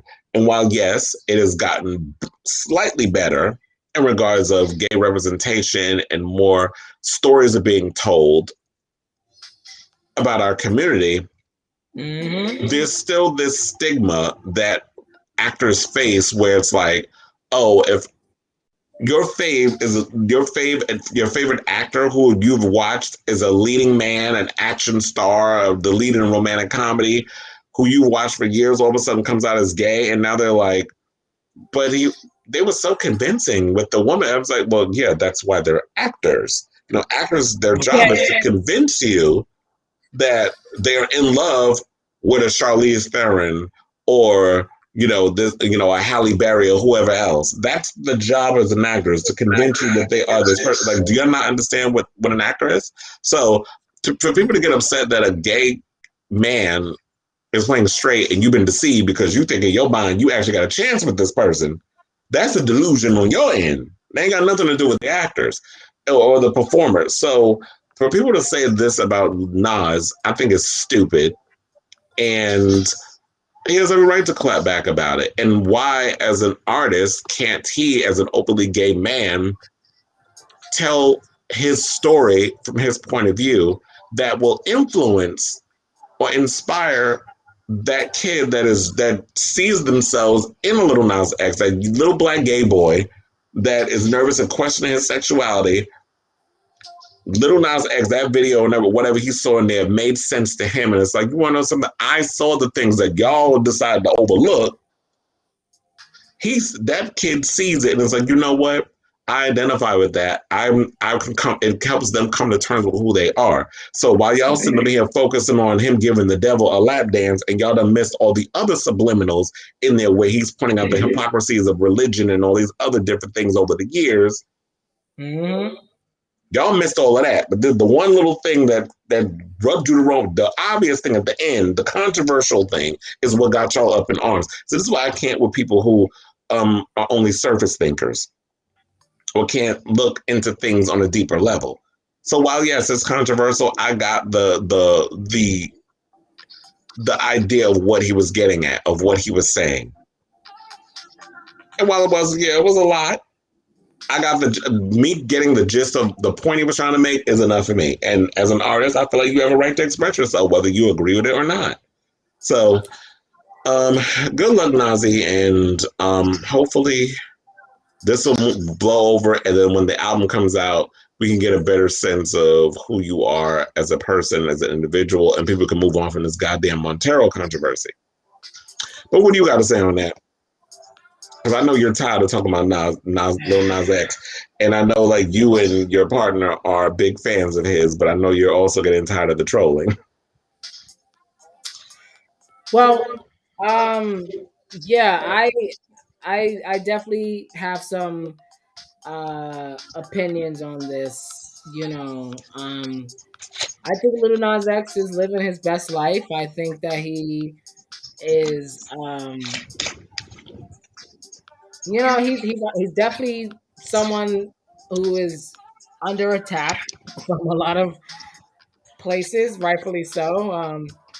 He's someone like you said who is giving a lot of other people the right to, well, not necessarily the right, but the opportunity to follow his footprint and live their truth. And a lot of people, don't like that, and it is very much inundating to continue to have these conversations as a black gay man, because it's like it's traumatic. It's Mm-hmm.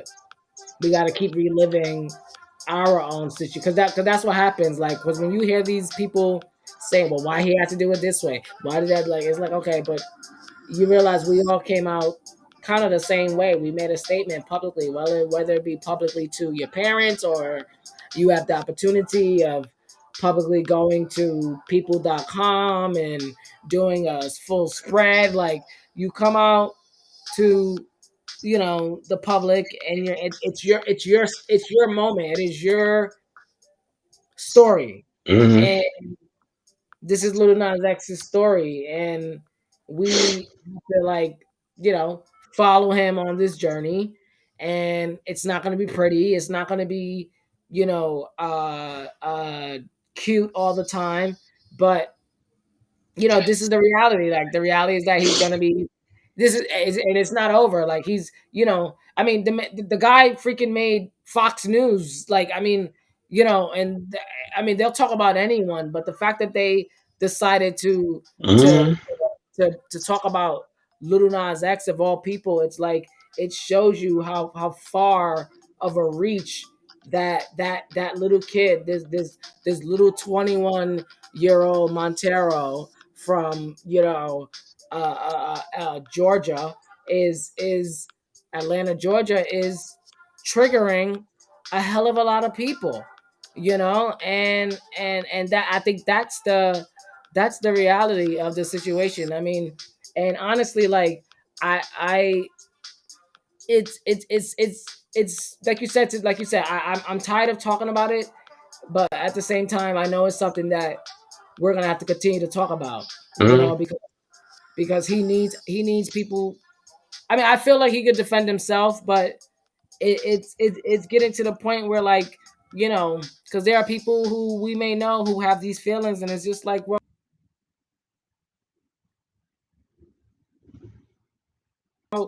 you know,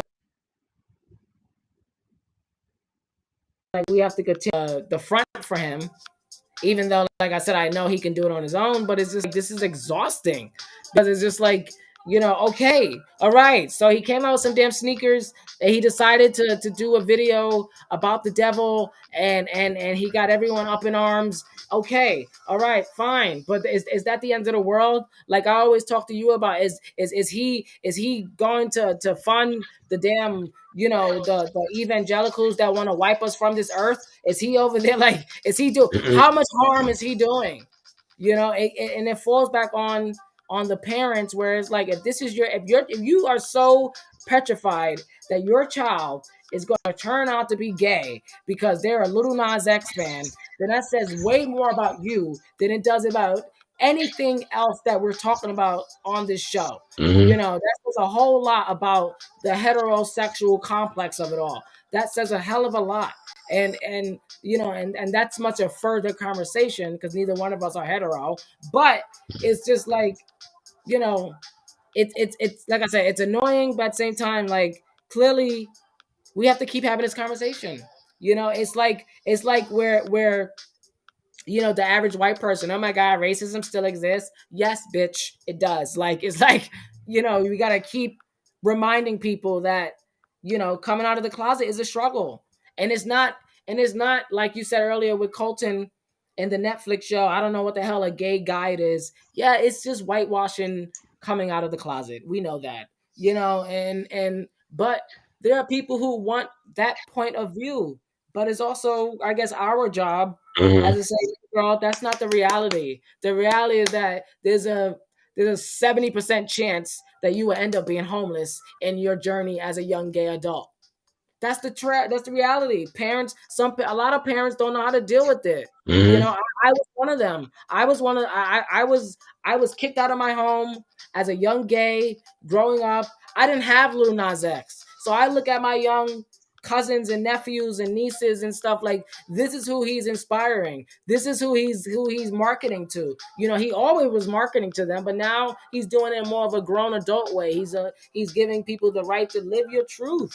Chris, you talk a lot about Drag Race. You have young kids who want to be drag queens now. RuPaul has unleashed a whole entire flood of a whole new wave of young drag queens, if you will. And so that's a whole nother conversation. But what I'm saying is that he's someone who gave people in a road to escape, and that's what Little Nas X is doing. He's allowing people to say, listen, like you said, I'm living my truth, I'm living my life, and unfortunately in this world today in America, people are going to hate on you, and the people are going to come from left, right, Fox News, Mar-a-Lago. It's just, Yeah, just gotta tune out the noise, and that's all it is. Like, to it's me, it's hard. like people tend to focus more on the negative because negativity sells, rather than those people who are in his corner and are rooting for him. And I feel like that's our job, is that we come on here and we try to bring some substance and some clarity to the situation, whereas everybody else wants to just be so quick to jump on the negative. I refuse. Like, I'll come on here and I'll make my jokes and this and the other, but when it comes down to it, we need to get serious about some shit, and we're gonna talk about it on here. So that's why I feel like with that was kind of my fear as well when I was younger. I thought I would, if I came out, I was gonna be kicked out of the house or put on the street and stuff. Luckily, I didn't have that issue when it came to my, telling my parents. But um overall, not a lot of people are as lucky as I am and so many others have. I know you went through your stuff, but you were just talking about. So it's not easy being a black gay man or lesbian, bisexual, transgender. Like, it's not easy being a person of color who's also queer and having to navigate through this world the way they are. He's not always going to get it right. Just like we were talking about Colton Underwood, he's not always going to get it right. We have to allow these people to try to figure it out. But but with Colton, it's going to be a little difficult because he's doing it on camera. So whatever you do on even the little slightest mistake, these people are going to criticize you because you opened that Pandora's box because you're doing it on reality TV. Nas is doing it because these are all business ideas that he's doing in regards of using his art through music and all these other, in the business endeavors. So people are going to be critical of that. So it'll be interesting to see like how this comes out. And Yeah. To me, like I said, we need more representation of people like us. Like, and I like that Little Nas X. I feel like he's well on his way, and you know what? He just good luck to him, and hope for I hope the best for him, and um. It's unfortunate people are like, this is dumb shit. And I feel like he also needs to not fall into that whole Cardi B category where every time somebody says something to you, you got to get up on here and clap back. You know, always got to clap back. Like they got on that about with T.S. Madison on her show, and it's good to clap back every once in a while. Like, but you ain't got to clap back over every little thing because these people with their little eggs on Twitter or anonymous pictures, or they want to put up somebody else's photo that's not their own. Always want to hide behind, a computer or their phone and say a whole bunch of BS, but don't want to say it to your face. And it's just like, no, it's continue to live your life, continue to create your art and do what you got to do. And my thing is, if you don't want to see this boy on his journey, if you're not interested in his videos, if you're not interested in his music, then don't listen. Don't watch his videos. Don't buy his sneakers. Don't buy his Satan shirts. Don't contribute to what you're seeing. Just move on with your lives, if you can find it. Yeah, I agree with you. I mean, that's basically the bottom line of it. Like, it's just, live your life, and if you don't like it, move on. Just like we said about Colton with the cancer culture, like you have the right to not support him. No one's saying you don't. But to that statement, I just want to also add, you know, to my story about getting kicked out and stuff like that. Like, things are obviously way better now, and me and my family, we have made amends. Well, somewhat. But it's a learning it's a learning curve for everyone, and I don't blame anyone. Like, once you learn about how religion and cultural, socioeconomic and sociopolitical whole situations and components can really, mess with someone's psyche. Like, I'm not gonna sit there and blame, play the blame game, because we could do that all day. But I survived, like you said. Like, it was rough, and I'm happy that you had the opposite situation, and not everyone is as lucky. And I think that's, like you said, that's the reality of coming out nowadays, of living your truth, and or at least trying to, because it's a journey. Like, it's not over. And unfortunately, you got people who just don't want to see you uh succeed. And sometimes it hurts even more when it's someone from your own family, like, people you thought that was there to protect you, so they say, and then you know um they're there to hurt you the most. So it was a lot to deal with. I had to navigate my way as a young adult. It happened in my early 20s, so I was fortunate. I wasn't like a young teenager, running to the Alley Forney Center. Shout out to the New Yorkers, the New York City, Or foundation. Colin Lord. Or Cullen Lord, whichever one. So I was thankful that I wasn't in those situations. Like, I wasn't completely homeless. I had family around. I knew how to travel. I could take the train. Like, I knew how to get places. So, and I had Or family. I would say, ACQC, which I used to go to when I was coming up. I mean, I went to. Not only did I didn't work with them at first. What I did was I went to they had like a little group that you can go to for gay men, and I wound up being part of my mother. Funny thing, she's the one that got me into that. She was like, "Oh, maybe you should try doing a gay group so you could be around like-minded men like yourself." And this was like when I was in my 20s. And there was this young guy named Ryan who was running it, and I'm like, this kid with braces and cute, because I wanted to sleep with him actually, but I had to behave myself. He was the one that was pretty much running the thing. And I'm like, oh, so there's someone like literally around my age who's running this group. And so he was running it, and then they had these group of old, there was a lot of them were older. So I basically joined the group, and I started talking and going movie nights, and we would sit around and I made a lot of really good friends in that group. So it was great to be around people who maybe were a little bit older than me, but were men of color who were gay and comfortable in their own skin and getting that. I think I needed that at that time. I also met one of my best friends, Rodney, in that group. So then after that, and then I started working for them. So I had to leave the group because that'd be a conflict of interest. So, and I made friends through that with the employees and stuff. There's people I've still been friends with to this day, and I've like been friends with them for about a good 17, 18 years.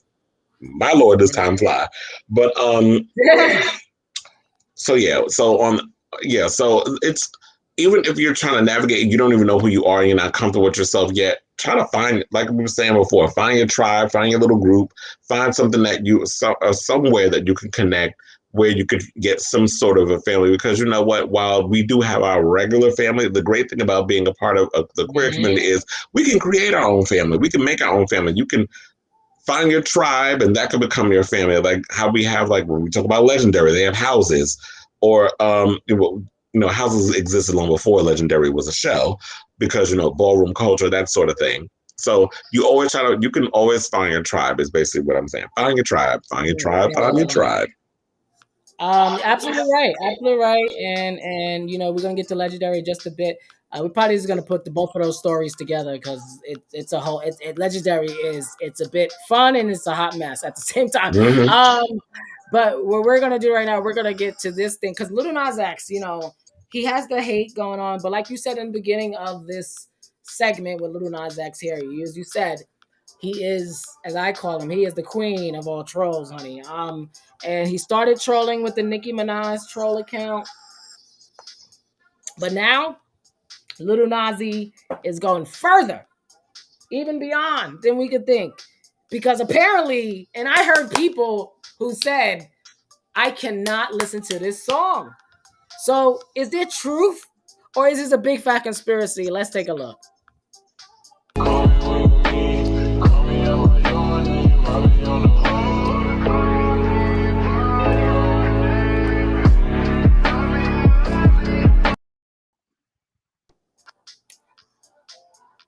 I mean, he's willingly promoting on there. And they said the video was removed, but then according to reports, it was never taken down. So maybe this is a way for him to get people to, he's lying, to get people to stream the song so it can continue to stay at number one, because he's trying to basically, but then again, it doesn't look, when you do that, it doesn't look good, because now the fans they'll be quick to go curse out Spotify and iTunes and Apple Music and wherever you stream your music, and saying, oh, y'all trying to remove Lil Nas X song, whatever happened to freedom of speech? And I did kind of look at it with a side eye in the beginning, and I was like, wait, so there have been people up in here who have said far more worse shit, who have put far more controversial songs out, but y'all, this song of all people, this song of all songs, y'all want to take off of the streaming services. Like, I understand that, but this is, I guess it was a clever way of him being like, you know what, let me lie and say,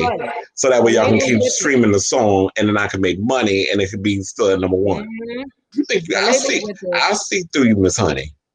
Right, thank you. The labels with it, and that's what I love about it. Like, every time this happens, me and DJ, we look at each other like it's insane how far the label's gonna allow this guy to go. Like, clearly, we all know with Spotify and everything on the internet and these apps, it's all algorithms. So whoever's in control knows how to make things happen, and people in India couldn't download it. Notice it was like sort of hot spots, people in India, or a couple people in Atlanta, Georgia. Like, it's just weird, but I don't know how that happened. I don't know, but Lil Nas X is a master at this, and this is what we're gonna have to live with: a little trolling, a little clapping back, but nonetheless, this is who he is, and that's what I love about him. He's a child of the internet, so these are things that we will never understand, because when like, that's just the tea. Like, we'll look at this so weird, but this is Gen Zers. This is what they do. Like I just showed you, TikTok. Like, that's where it's at.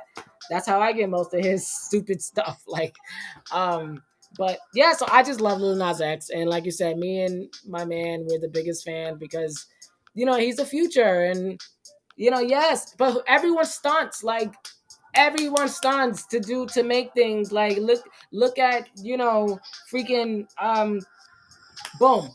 Look at Meg Thee Stallion. And I love Meg Thee Stallion. And this is no shade to you. And not saying she was stunning with what's his name? The one that had the Tory hairline, the Lanez. one that shot her. Tory Lanez, there you go. She was that wasn't a stunt. That was real, obviously. And so is Lil Nas X coming out of the closet, but she capitalized off of it. She got injured. She then did the SNL, her album that she came out with, Good News, did amazing. And so she capitalized off of it, whether we like it or not.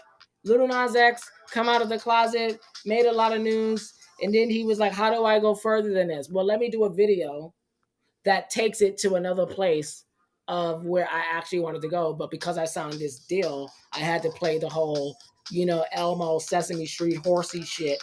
And then now he's ready to do his own thing. So, a lot of artists go through these stages in life. If you look at most artists who really are creative, they really break out of things. And, we talk about Madonna and the list goes on and on. Like, it's nothing new. It's just what it Who shows everybody is you. now criticizing because they're saying she's had way too much surgery on her face. Like, I don't know if you've been seeing the photos that I've been posting on Facebook, but she looks good. I don't think. I mean, first of all, the straight blonde hair makes her look younger. I'll have to send you that, or you could just go in there and look us up there. But she's been looking fabulous. Hopefully, she's got a much. Hopefully, she'll do like another dance record or whatever. Because I do think like, okay, that last album, although a masterpiece, it's very artistic. It's time to like you're looking youthful, have a little more fun. So. I think she just does a lot. Like she got her lips done. I've noticed because Miss Thing had no lips before. She's looking like a Kardashian now. Like the face is nicely shaped. There's some filler in the face. Like the fillers is where I don't think she gets plastic surgery. I think she gets fillers. So, but if she does, if you're 62 years old, you want to look good. I mean, you want to look young.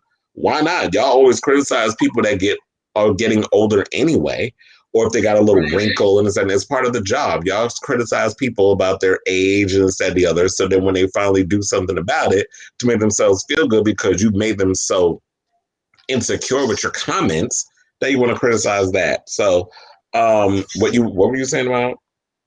We were talking about Madonna controversial and all this stuff. I kind of said what I had to say about Lil Nas X and stuff, but and I did throw Madonna in there, but no, it's just it's something that like we said, it's just if you're gay living in this world, you're just gonna have to deal with this. And like I said, I just think he's being himself.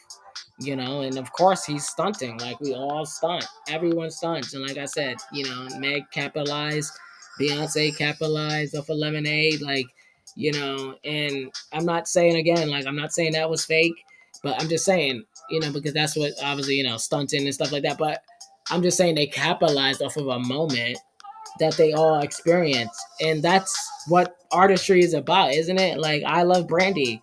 Brandy capitalized off of everything in her life, which I'm like, stuck to like glue, like, and you relate to these things. And that's why, these artists, they are who they are. They are the way they are.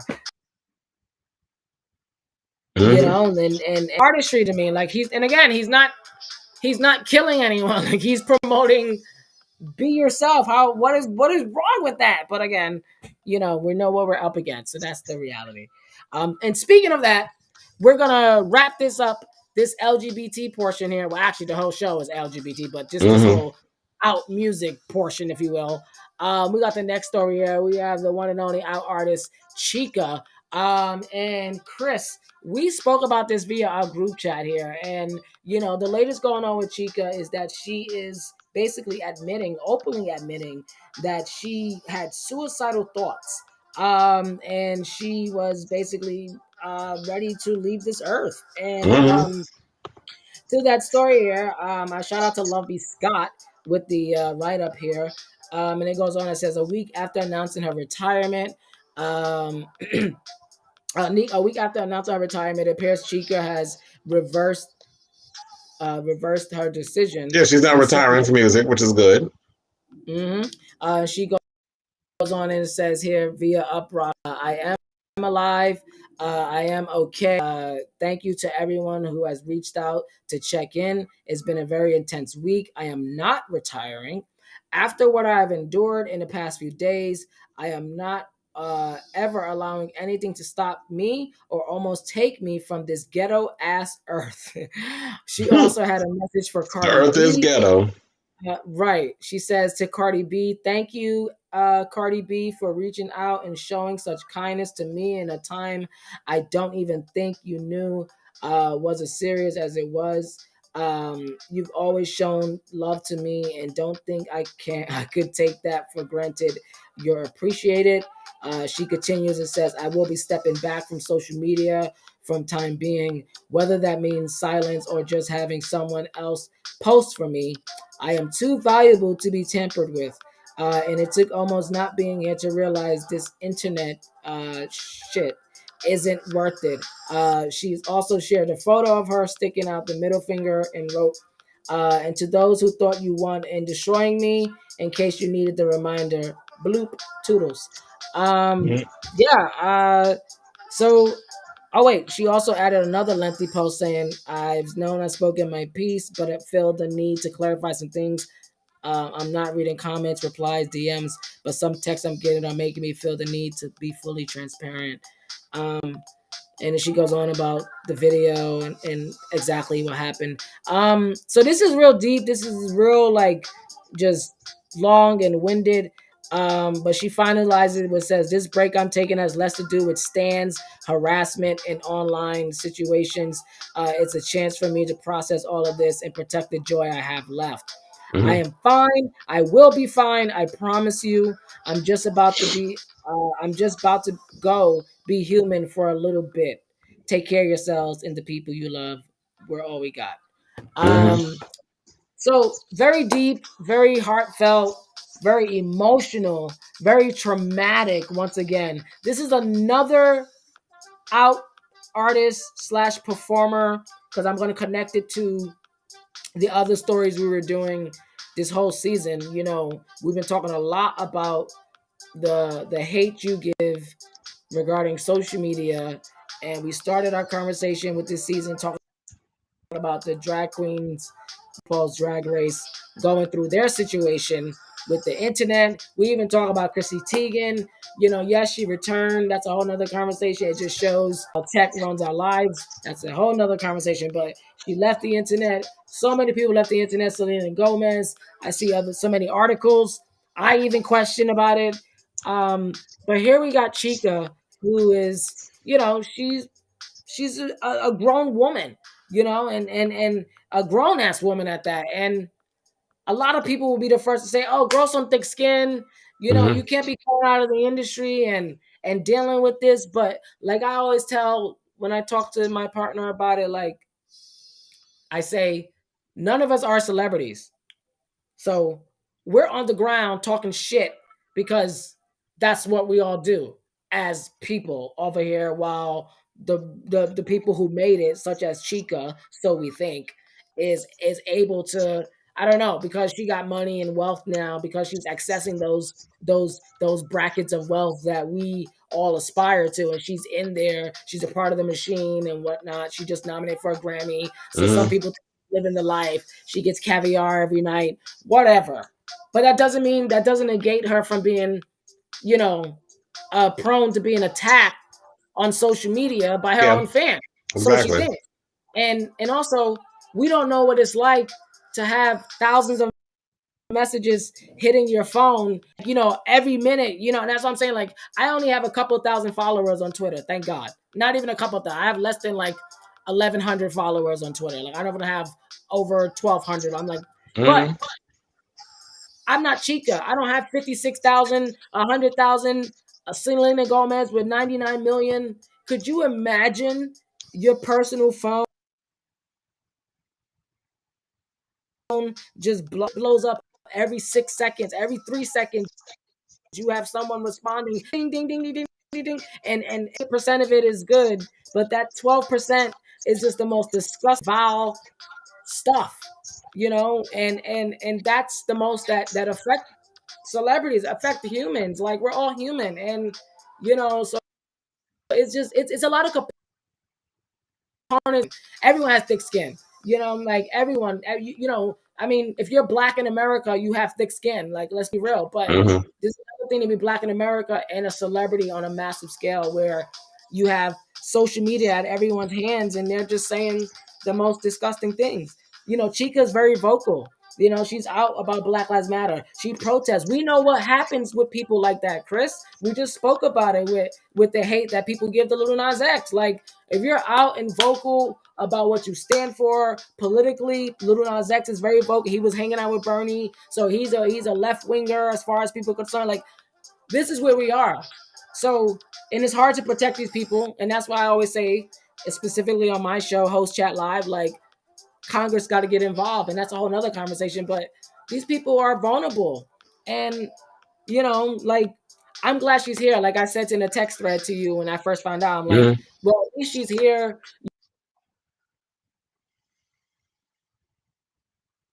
Because it's just like there's still more to be done about this, and we could keep blaming Jack Dorsey, Zuckerberg, whoever owns Pinterest. We could blame all them, but the real reality is, until we get federal regulations that like hold people accountable, including Zuckerberg and all of them, there's nothing we can do aside from doing this, giving them a platform, making noise, raising cause to actions, doing hashtags, and doing all the stuff that we see that got the justice for George Floyd. Not to go to a whole other conversation, but what got him his justice is the loud, the ruckus that we all did for artists, as we say we do. Then I think we need to show it, and that's kind of how I just move, how I live my life, because it's just like, because what I do with professional wrestling, like, that's kind of where I'm at. That's where I stand at, like, type of rights, and either you like it and you don't give a fuck, or you're like me, who you love it and you actually care about doing something. So it's hard, but on the same side of this situation, like, you gotta pick a fight here. Like, either you care and either you don't give a fuck about your favorite artist, about how they feel, just make music, make me happy, because that's how people feel. Well, when's your next album? People keep, how many times we keep hearing Rihanna, like, she's not doing it. Stop it. Like, let her be. She's doing her own thing. When she's ready, she'll do it. But that's the bad side of, like, of the stan culture. The good side is, look what's happening with Free Britney. Like, yes, there's a lot of conspiracies. I think that Britney is a part of it. At this point, I'm just like, you know what, Britney, she's going out shopping, and then she's putting up these red gloves. Like, you are continuing the conspiracies. That's a whole nother, like, Britney. I can't. Britney needs to have several seats. But the hashtag Free Britney, they got this New York Times documentary out of it. Like, they wouldn't have gotten that without raising noise and supporting some with evidence, because it wasn't a conspiracy, because there was evidence. And the Free Britney movement is more than just seeing her take a walk to the mall. And that's a whole, like I said, it's a whole nother, because we could go there, but that's a whole nother episode. I think that is an episode, period, because it's like, I'm at the point where, like, the media has a wrong depiction of what's going on with it. And that's why I say it's deeper than that. But the point is that if you care about your celebrity, then you should care about them when you turn the music off, period. Like, and it always sucks, because we tend to do that when they're gone. Like, for instance, today is April 21st.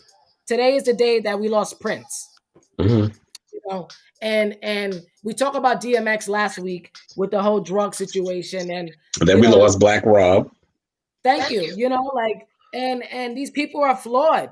And we want to blame Diddy. Diddy, what the fuck did you do, Diddy? Did you help him? Do you know what Diddy? We don't know what Diddy did. We don't know if Diddy tried to help him, and Black Rob clearly had other issues, that complicating issues aside from his health, but other habits and stuff. Like, I don't know how he got homeless. That's a whole, there's so many holes to where, so, and we could blame exactly, because it's like, you want to know something, you can sign a contract, which a lot of times people don't read, but a lot of people are like, well, where do I go how can I afford an entertainment lawyer? I'm sure you can have somebody overlook your paperwork, or if you don't have the entertainment. Like if you, I'm sure there are ways you can go around and get an entertainment lawyer to look over your contract, and I'm not talking about one that's tied to the label.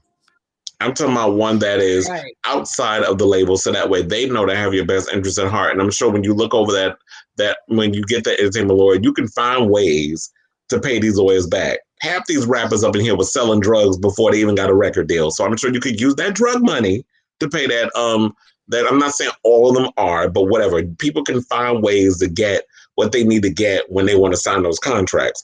Now, whatever Black Rob was doing over the years, I wasn't necessarily a big Black Rob fan. The only song I know of his was Whoa. That was like the biggest hit that he came out with. That was the only song I know of his. I tried to listen to Black Rob's music. I could never really get into it.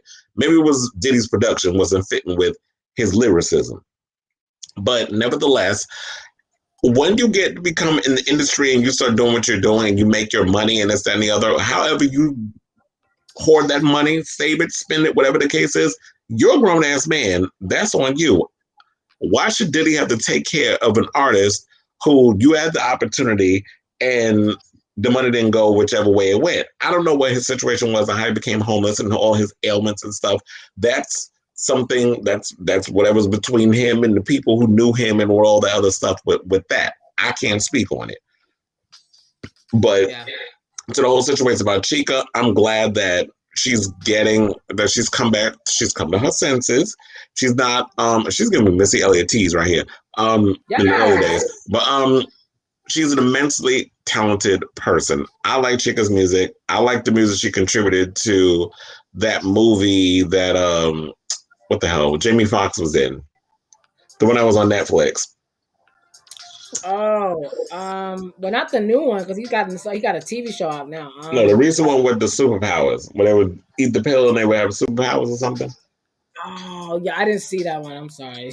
Oh yeah, but there was a movie that came out on Netflix that he did. I can't remember the name of it. I'm sure those of y'all who watch it later, whatever else in the comments, will comment on it.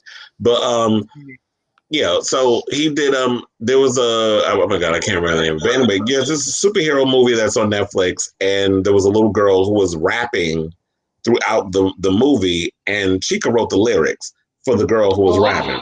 So and Chica has been doing a lot of stuff behind the scenes, as well as her music is I played her music a lot on my show. DJ plays her music on the weekly top 40. You played her music on Host Chat Live in between the commercial break. So she is well known in the LGBTQ community because she's one of us. And I feel like she's an immensely talented girl. I would not like to. I'm glad she didn't retire because we need more voices out here that we can relate to that are expressing their art and their creativity. And you can't shut off art and creativity, no matter how hard the haters try. So, girls, continue to do what you do. Continue to make your coins. Continue to make your keep being creative. And yes, if you can't handle what's going on in social media, you don't have to deal with it. Like a lot of these people want you to. Don't deal with the BS. Just hire someone to do your social media. Like Wendy Williams. Wendy Williams doesn't do her social media. She's talking about she don't know how to work her social media. So she has people who post up pictures and put up things. And you can do that stuff, put it out there, and put them on social media. And on the good thing about Instagram, you can disable the comments, so you don't have to read it. Stay away from Twitter. Twitter is a cesspool. What most of us go on Twitter for is the porn. Well, that's why I go on there. But other than that, it's like, who cares what these non-factors have to say? But yeah, so what we're gonna do is let's take a quick break. And then we come back, we can wrap it up with Legendary, and we gotta throw some OnlyFans stuff up in there because this video is going on a little long. Yeah, So yeah. But yes, guys, we will be right back. I can't. I just can't. Oh my god. What? So is that what Twitter is for now? Is that allegedly.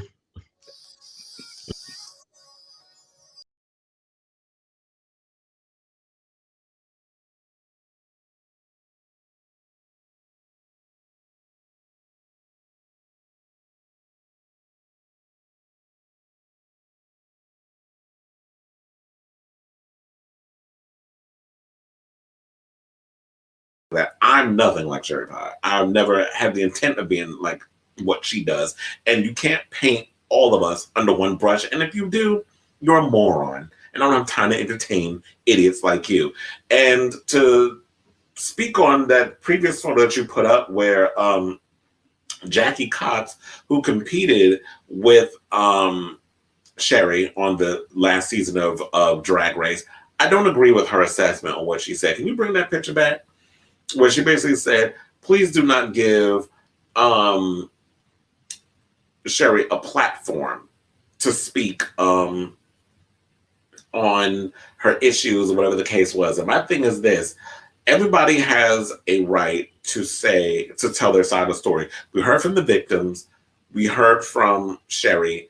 There was what she said: I am publicly calling on at Tamara Hall Show to reconsider giving Sherry Pie access to the platform of national television to tell their side of the story without first speaking with the victims of her abuses and allowing them to weigh in on their own trauma. Now, here's the thing. How do we know that Tamara didn't reach out to the victims and have them come on and tell their side of the story? Because remember, she's been a journalist for 30 years. I'm sure she did reach out to them, or I don't know what the situation is, but it would be great to kind of get their side. But now that this is out, if it comes down to it, I hope that Tamara is looking at this, and we'll do a follow-up episode where the victims get to speak, and then they could ask, has Sherry kept in contact with two of the victims, as she said that she is, on the show? You know, with the whole situation that's going on. And it's unfortunate what Sherry did. Like I said, amazing talent. And am I a Sherry Pie fan? No. I know people who have followed her drag career and were fans of hers. I don't know if they necessarily.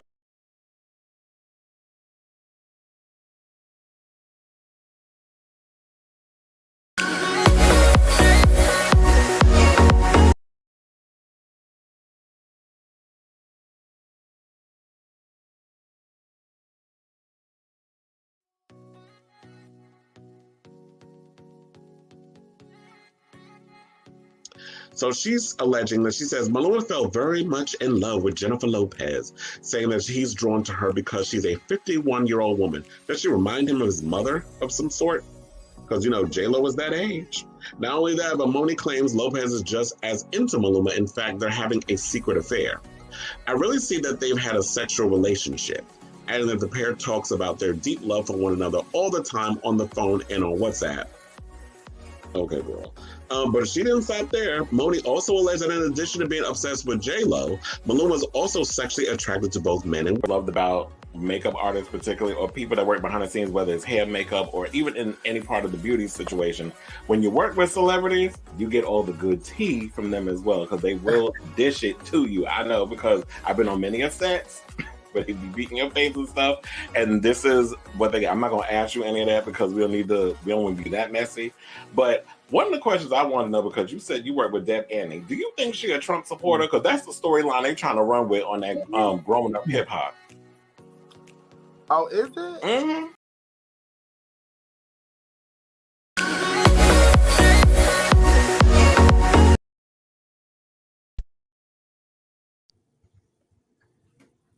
Hi. Hey, we are back. Yes, we are. I was checking messages. What happened? So I was checking messages. Okay, so I know really quickly we need to. What's the story that's going on about Janet Jackson? Well, Hanny, so Janet Jackson, you just put me on spot, girl. Janet Jackson is, she is auctioning off some things, honey. Let me pull up the story right here. So this story is, according to Ola.com, and Miss Jackson, if you're nasty,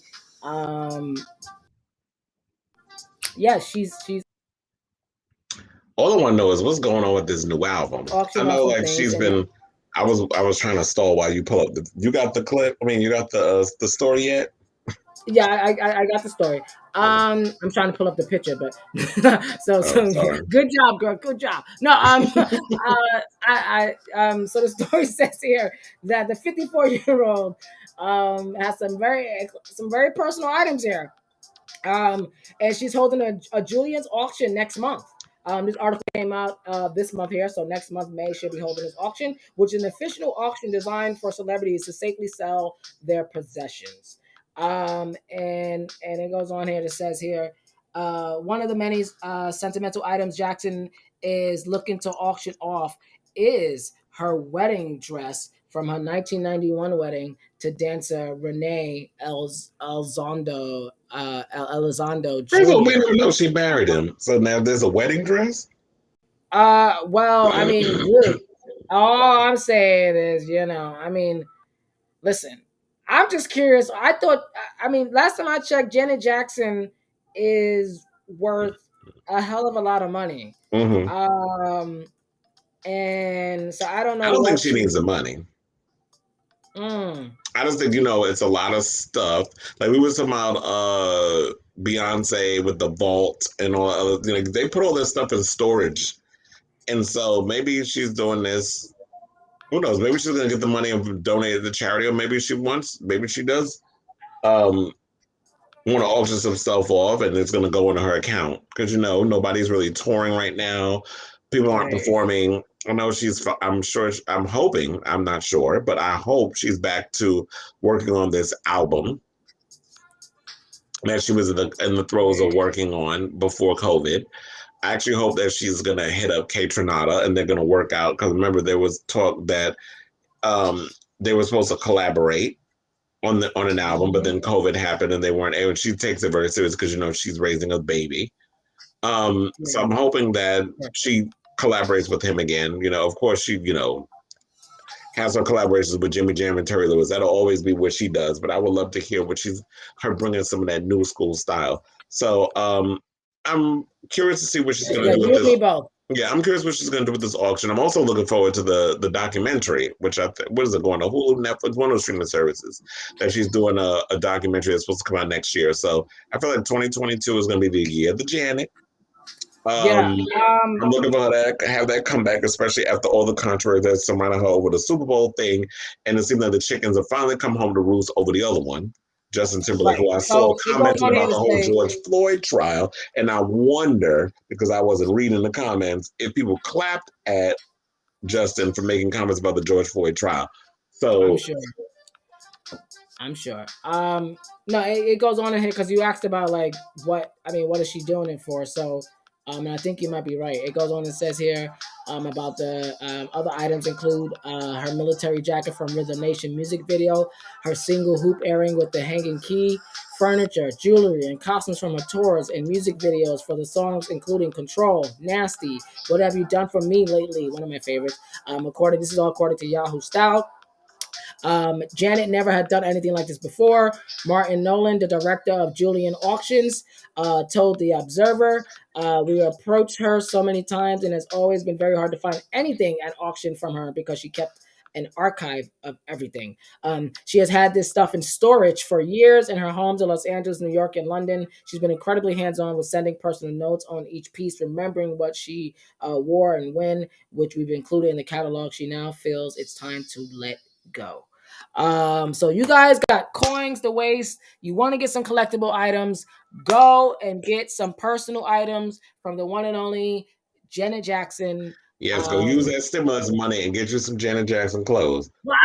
I don't think they can get it with some stimulus money on this. This gonna be a couple of coins, but yeah, it's gonna be interesting to see who's gonna because obviously someone's gonna go and get it and then resell it, and then we'll find out years from now someone bought Janet Jackson's freaking bath salt or something. I don't know. It'd be weird, but yeah. So there you go, guys. That is the latest trending story with the one and only Janet Jackson.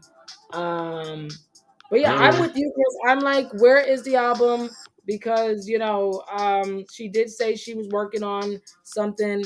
And this quarantine has a lot of people busy, booked and busy, as the girls say. So and look, many artists have been able to record music during the pandemic. Like Kylie Minogue was able to record disco, but she also taught herself Logic, so that way she could learn how to engineer her vocals and all the other stuff, which is smart.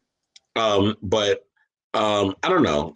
There are ways you can record albums now without even being in the same room, let alone the same damn country. Technology has gotten a lot better. So hopefully now that the vaccines are rolling out and people are getting vaccinated and things are, and now that I'm hearing restaurants and bars and movie theaters are now allowing 50% capacity, maybe now people can get back to some sense of normalcy and it's okay to like get in the studio and get tested, see if you guys are good, and keep your distance and record an album. I agree. I hope that's hopefully, this summer, like that will be something because it would be nice to see Janet. The question is like how this whole thing is, like you said, with the vaccines and stuff like that, how it's going to work out and to what capacity that these venues are going to allow artists to, lack of a term, play. But I would just say this: I am someone who I don't like big crowds, even though lifetime I was, an event producer. So I don't know if that's where it came from. Maybe because I'm tired of being around people. I don't know. But anyway, and I don't mind putting on a little TV, paying a little extra, a little Amazon Prime, a little Janet Jackson on, like we did with Riri with her fashion show and stuff. So, I mean, as long as they do best of both world type piece, I'm here for it because everyone should have access to seeing these people perform. If anything we learned from this pandemic is that people are willing to pay premiums to sit their ass at home with their own popcorn machines. And as I have my espresso machine, whatever I need that I need in my damn house, I get it at my house at my budget. Thank you very much. So I don't know, but that's how I feel, Chris. I'm just like, well, listen, I don't know. Maybe I don't feel like going out tonight, Brandy. Can you put it on YouTube? Like, what's the Okay. problem? Yeah, they gotta find out clever ways because I already know. So I saw some people was bitching that the Bad Bunny tickets were so damn expensive. I heard like his cheapest ticket was $800+. I'm like, what? $800? Who paid $800 to see a concert? And I love Bad Bunny, but I ain't spending that. I am not spending damn near $1,000 on like y'all getting ridiculous with these prices. I think y'all need to bring some of them ticket prices down and make a reason. This is why a lot of times I wait until either I go on YouTube and I watch people fan videos where they will literally take multiple like great video of people's concerts and they stitch it together and then watch it. Like that's how I saw Ariana Grande's concert. That's how I saw a lot of concerts where people literally would film and put it up there on YouTube, and I could watch the concerts there because concerts is too damn expensive. And I would love to be in a crowd and get that experience of that live concert experience. I love live concerts, but if y'all keep getting crazy with y'all prices, like y'all doing the most. Like people should have to pay a month's rent on a concert ticket. I agree. And speaking of doing the most here, we got the one and only this bro, sorry. My bad, y'all. Wait, it's a live show, so wrong button.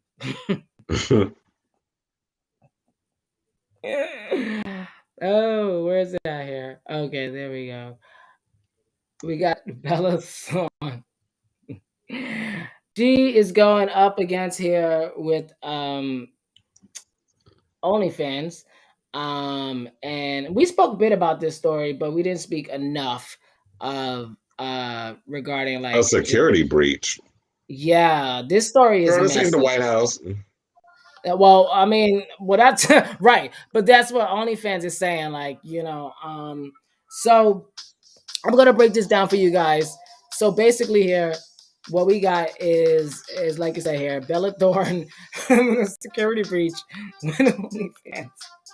Now, you guys know, those that listen to Chris and I religiously, sometimes we both kind of share the same stories.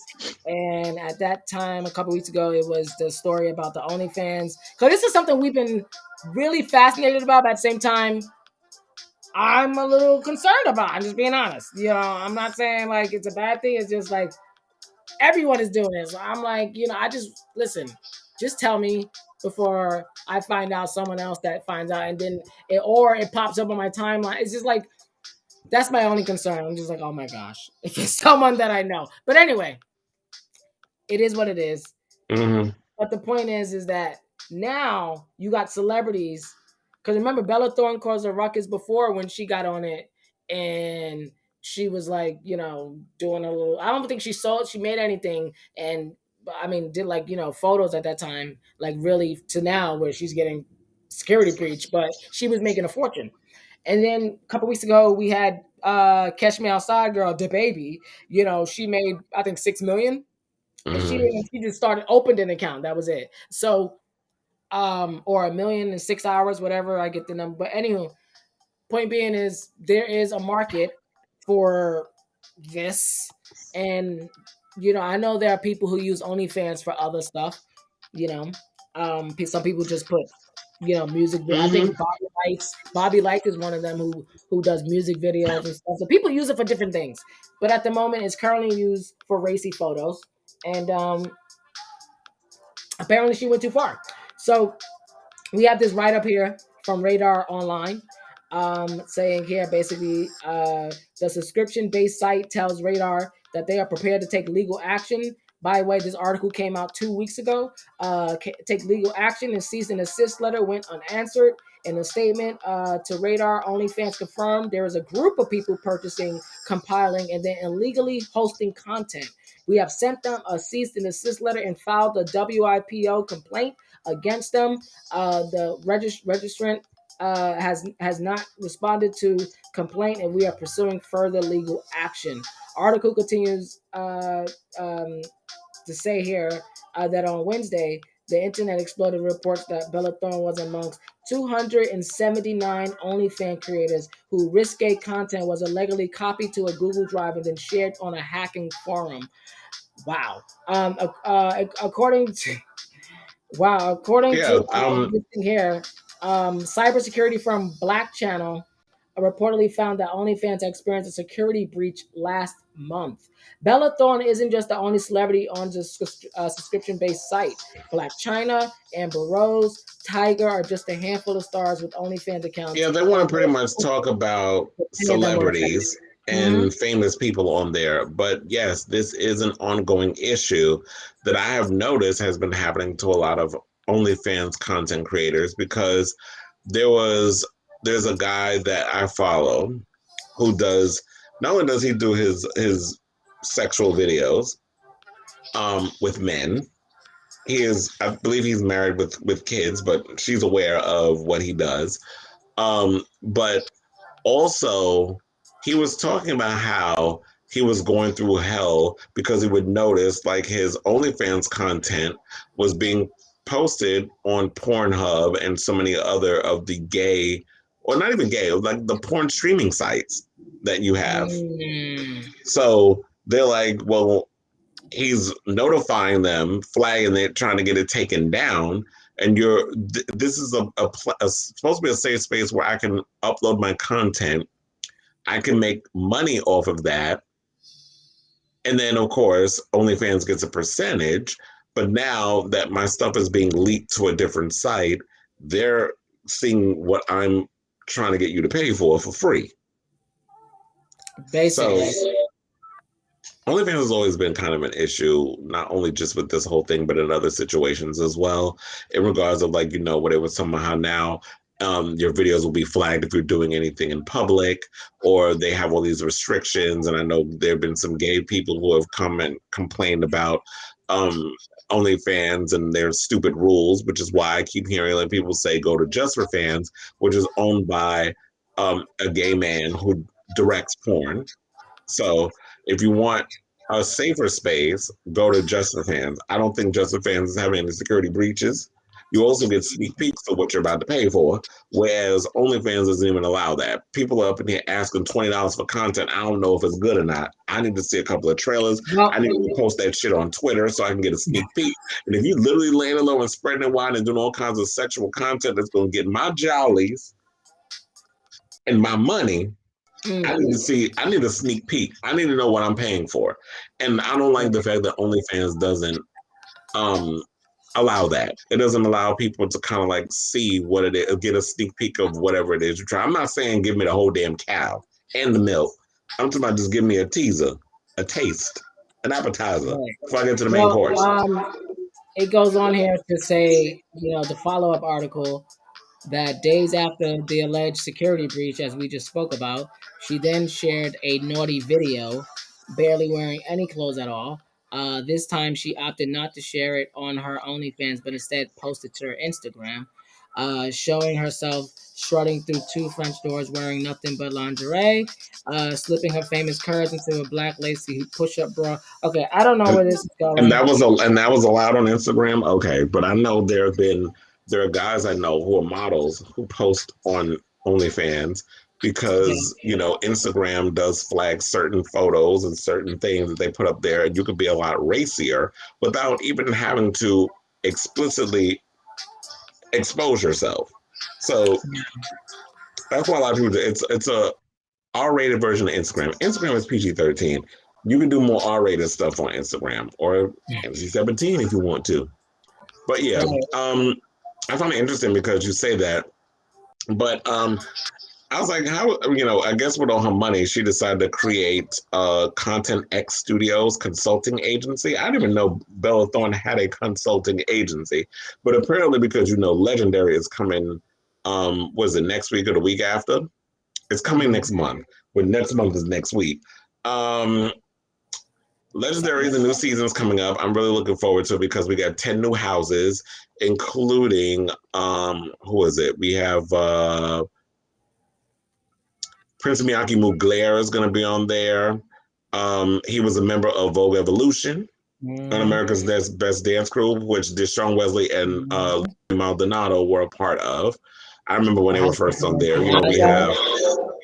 We have Shannon Balenciaga, the mother of the house of Balenciaga, with Khalik Balenciaga.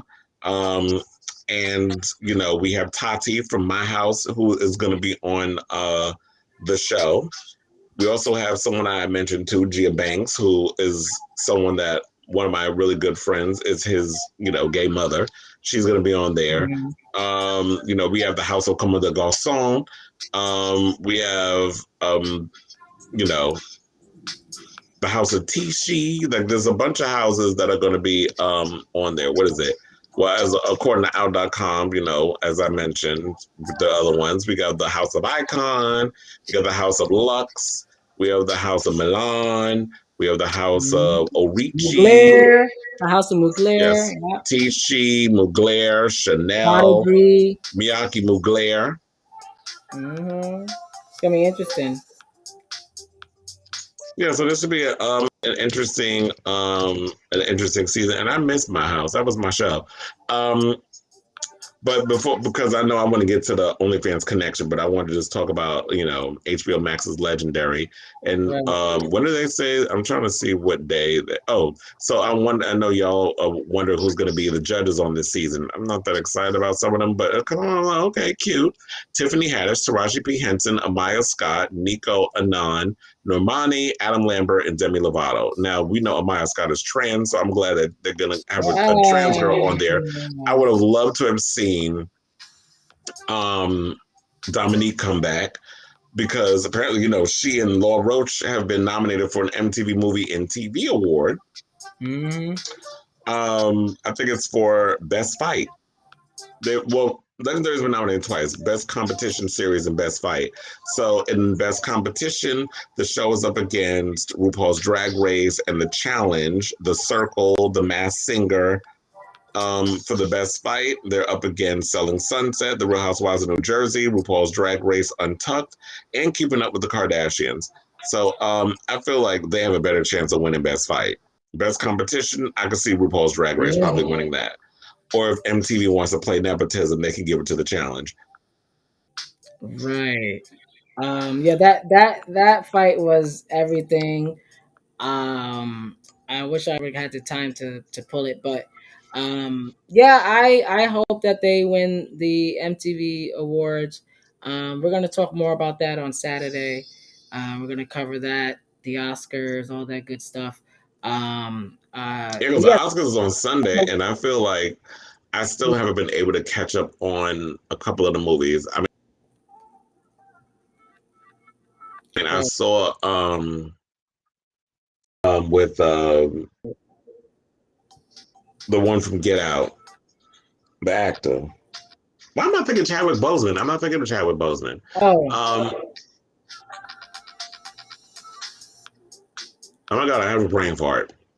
I forget the other The movie that's on Daniel something. the movie that's actually on HBO Max when he was assassinated.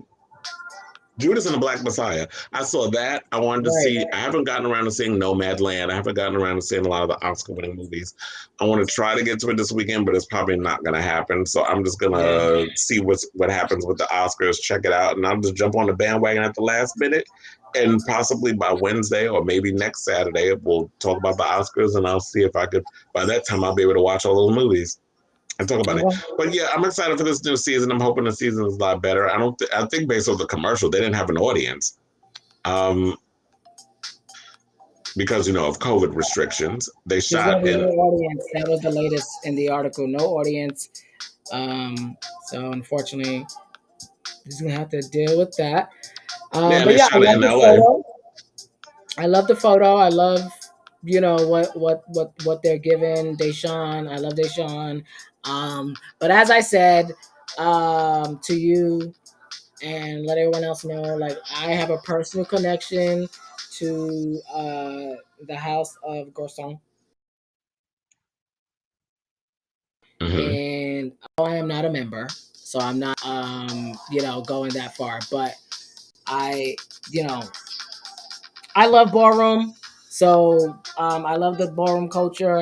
It's not something that I got into earlier in my gay life. Something I got into later on, and like most like about a couple years ago, like really heavily. Me and my close friend, best friend, we always used to catch on it every time we hang out. But now he moved and COVID and stuff like that, so we haven't really got caught up in a minute. So I'm lost on what's going on. We every week we catch up on the latest ball or Kiki ball.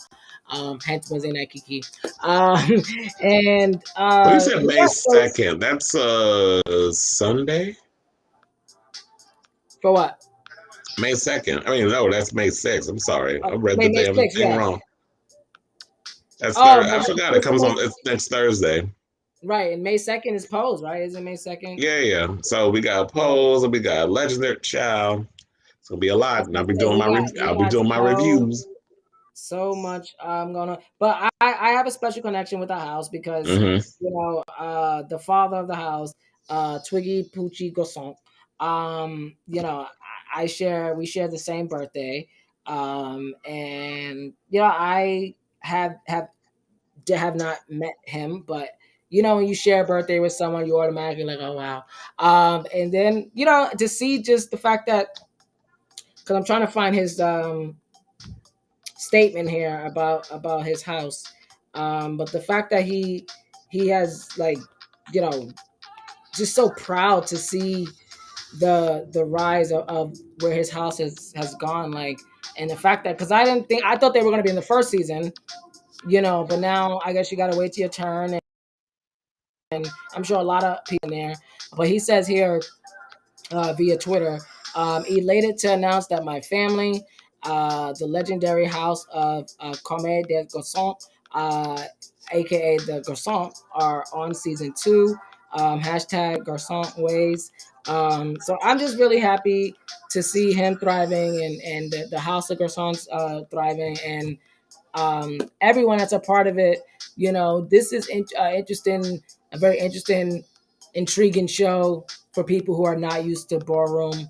And some people would say it's nothing like a real ball because obviously it gives a TV element to it, and that's all debatable. But what it does to me, it shows because you hint something earlier about Lil Nas X and just the whole components of being out and gay, like finding your own community. And I don't know how many times we have to hear that from the gay sector, that that's what it's all about. That's what ballroom is about. That's what Pose is about. Pose shows the trans community. Ballroom shows everyone. So I that's what I get from it, and that's what I really honestly love about ballroom. Like, take out the fights, that stuff. We family, but it's about community and family. Like, and but even though I have a connection to the Garçons, I don't know if they're gonna win. So this is where I'm like, okay, bitch, you up against like a lot of houses now. Let's not get cute. Yeah. But so I'm here. I'm here for the battles. I can't wait. I cannot wait. Me too. And I can't wait to get my house on season 3, the International House of Pancakes. Yes.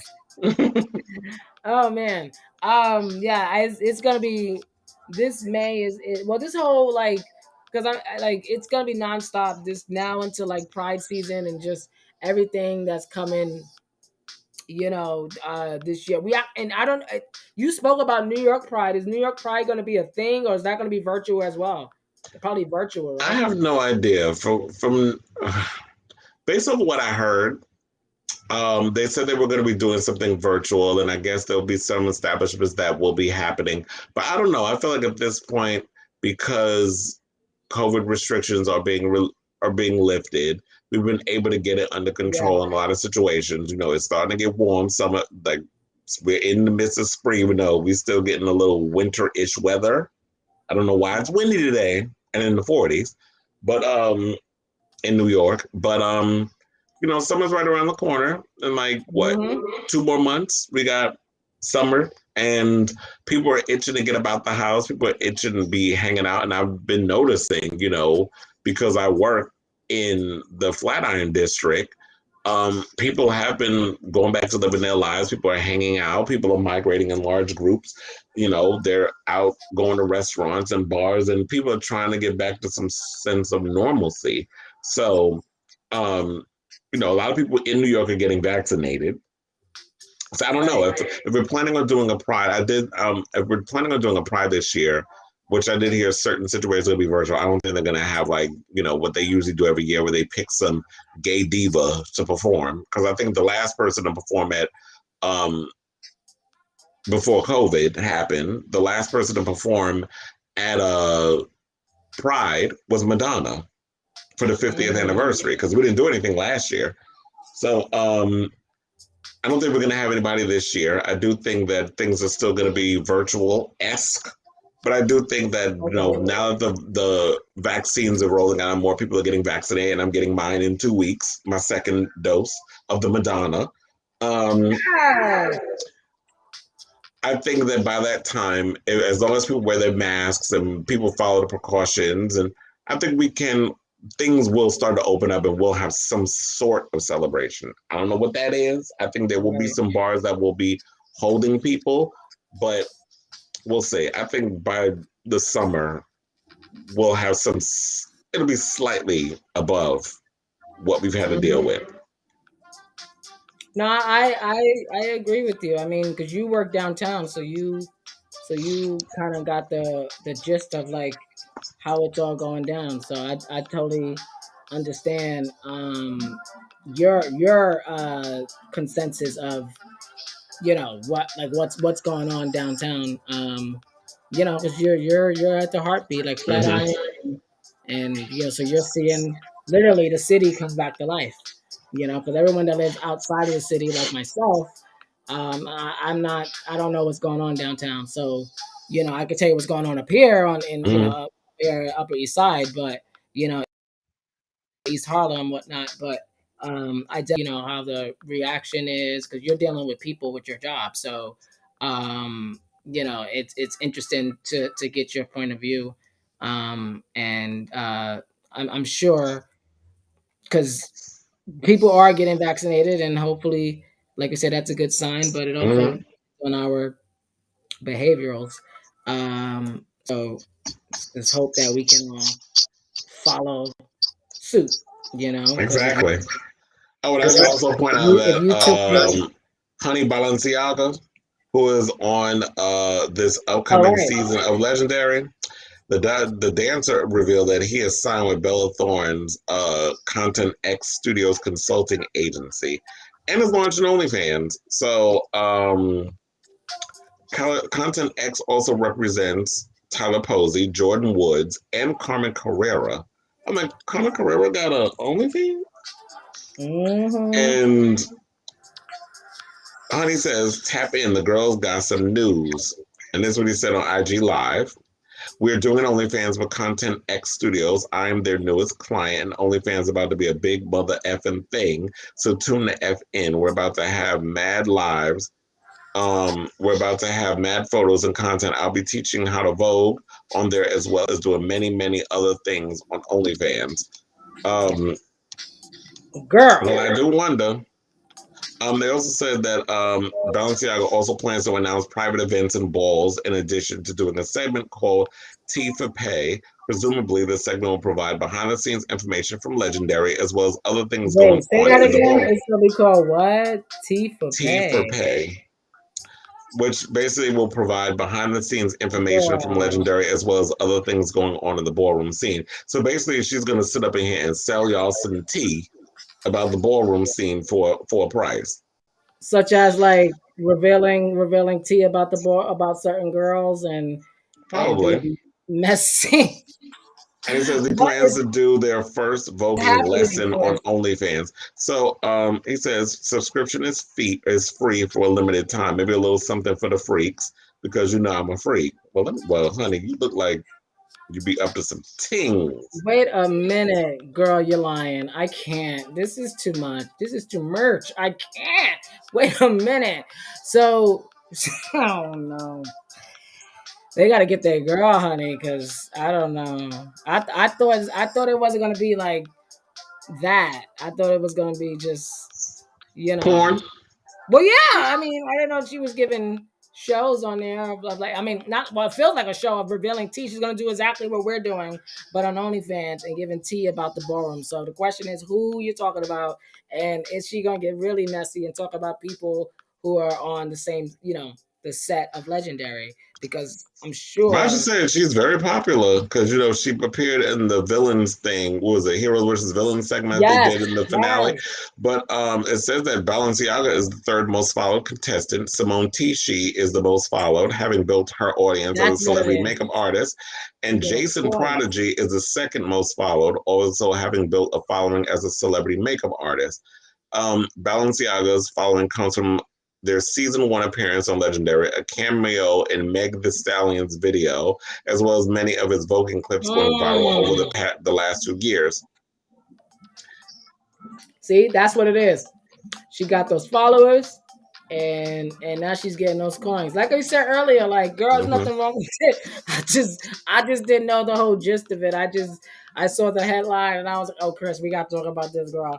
And, I didn't know. I mean, don't get me wrong. There have been some reality stars that we've seen who have launched OnlyFans, and the content they post is obviously porn. Like, that's something they directly go to. But like you said, like we also said before, that there are people who use OnlyFans for other things, not just, it's just known for, it's become known more for posting sexual content. But there are people on there who do cooking segments or whatever the case. So it's not everybody want to get up in there and start pleasuring themselves for $20 a month. Subscription. Sorry, I said prescription. That's drugs.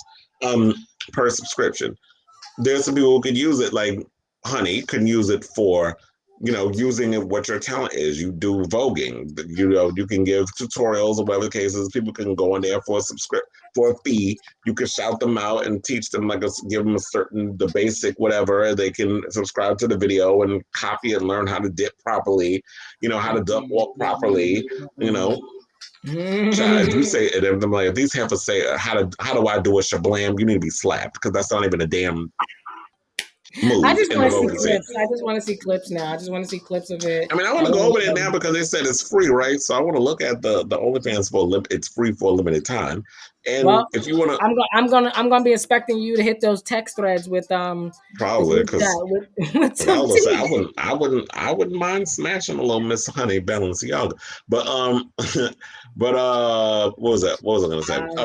So Done. yeah, I'm looking forward to Legendary. You know, however y'all want to Me too. make y'all coin. I mean, now her being a You part of named the it. consulting agency of Miss Bella Thorne, I guess that's how she's making her money because clearly she's not making it from acting.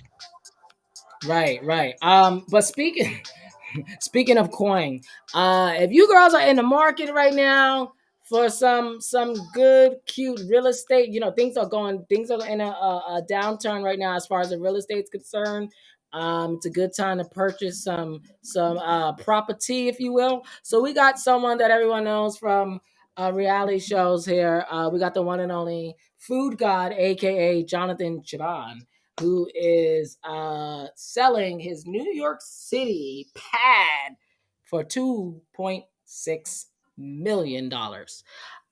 So if you girls are in the market for something cute right now, as you can see, got a nice little bedroom here. I love the sheets there, no shade. I'm very nosy. Mm-hmm. Obviously, it's very staged. This is probably anywhere that lives in Manhattan, no, very quaint.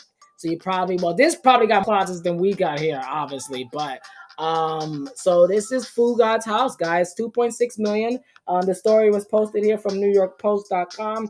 And It's it goes cute. on. But thank you. Yeah, I'm sure.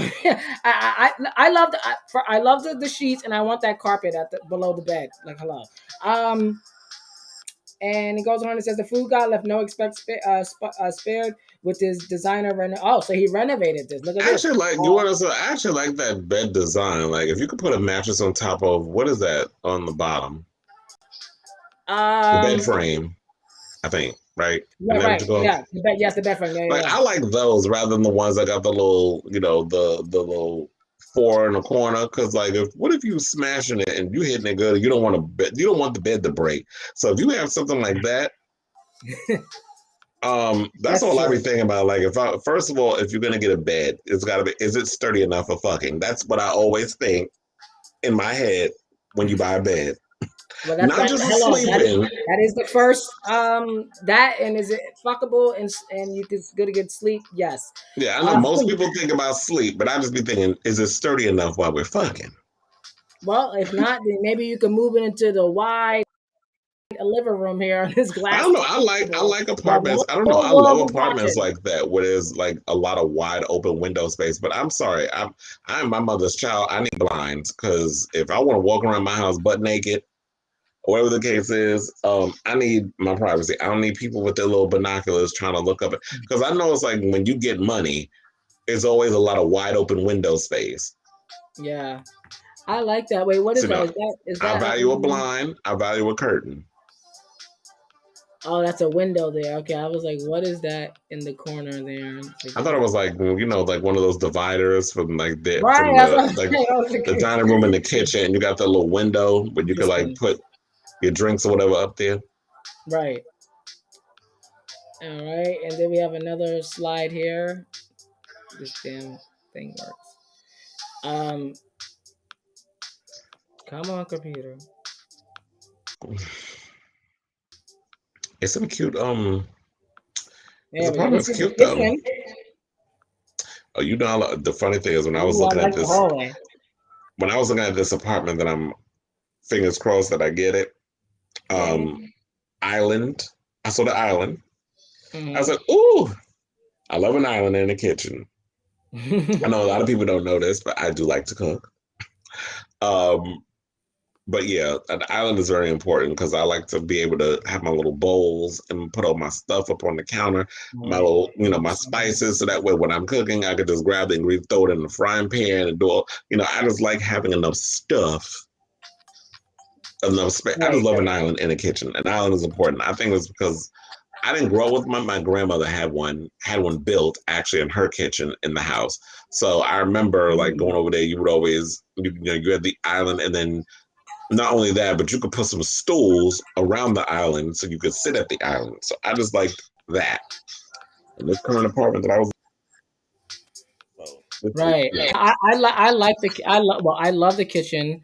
Mhm. I love the aesthetic of um uh the gray. Yeah, it's like a gray um with the black, and then the you got the chairs there, and I love like the new appliances. It's a cute. He did a good job with his renovation. Like, I mean, because I've seen some apartments that look similar, specifically over here, but they're not obviously 2.6 million. But you know, he definitely has an eye for taste. So I'm definitely not gonna knock him there. But I like I love a long hallway, so that's Mhm. what already. The long hallway into the kitchen. It looks like. I don't know if we're gonna get close to see what the bathroom's gonna look like. Um, but um, but yeah, I kind of agree with you in the sense of like, you know, with these type of apartments, the questions and stuff that you may have. But I also want to know because you know Wendy Williams. I'm assuming she lives in the same type of apartment and Mhm. with all these, you know, say Is with the this apartment in New York? same kind of celebrities, huh? Is this apartment in New York? Yeah, New York City. I'm Oh, sure Manhattan. Some you know oh somewhere yeah. off I off have the the coins. This would be the type of apartment I would get. It's exactly. definitely a bachelor pad.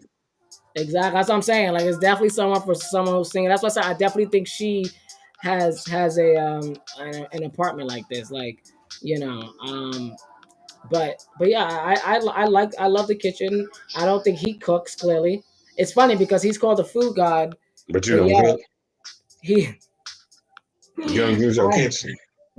he doesn't cook anything, and but I mean he eats, you know, those that see him his well, I don't know if he has a show, but he does like Instagrams and stuff like that where he's going around just eating shit, and you know it's you know cute and stuff. I mean I don't know if I would watch a show. I didn't even know who he was at first watching the Kardashians, you know, and it's funny because this is their last season and stuff, but I've never really cared for his character.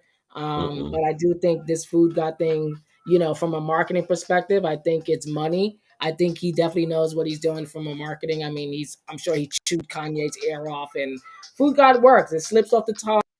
It's catchy. If you know, because clearly he's one of us. You know, he's gay. I just want to know. Hmm.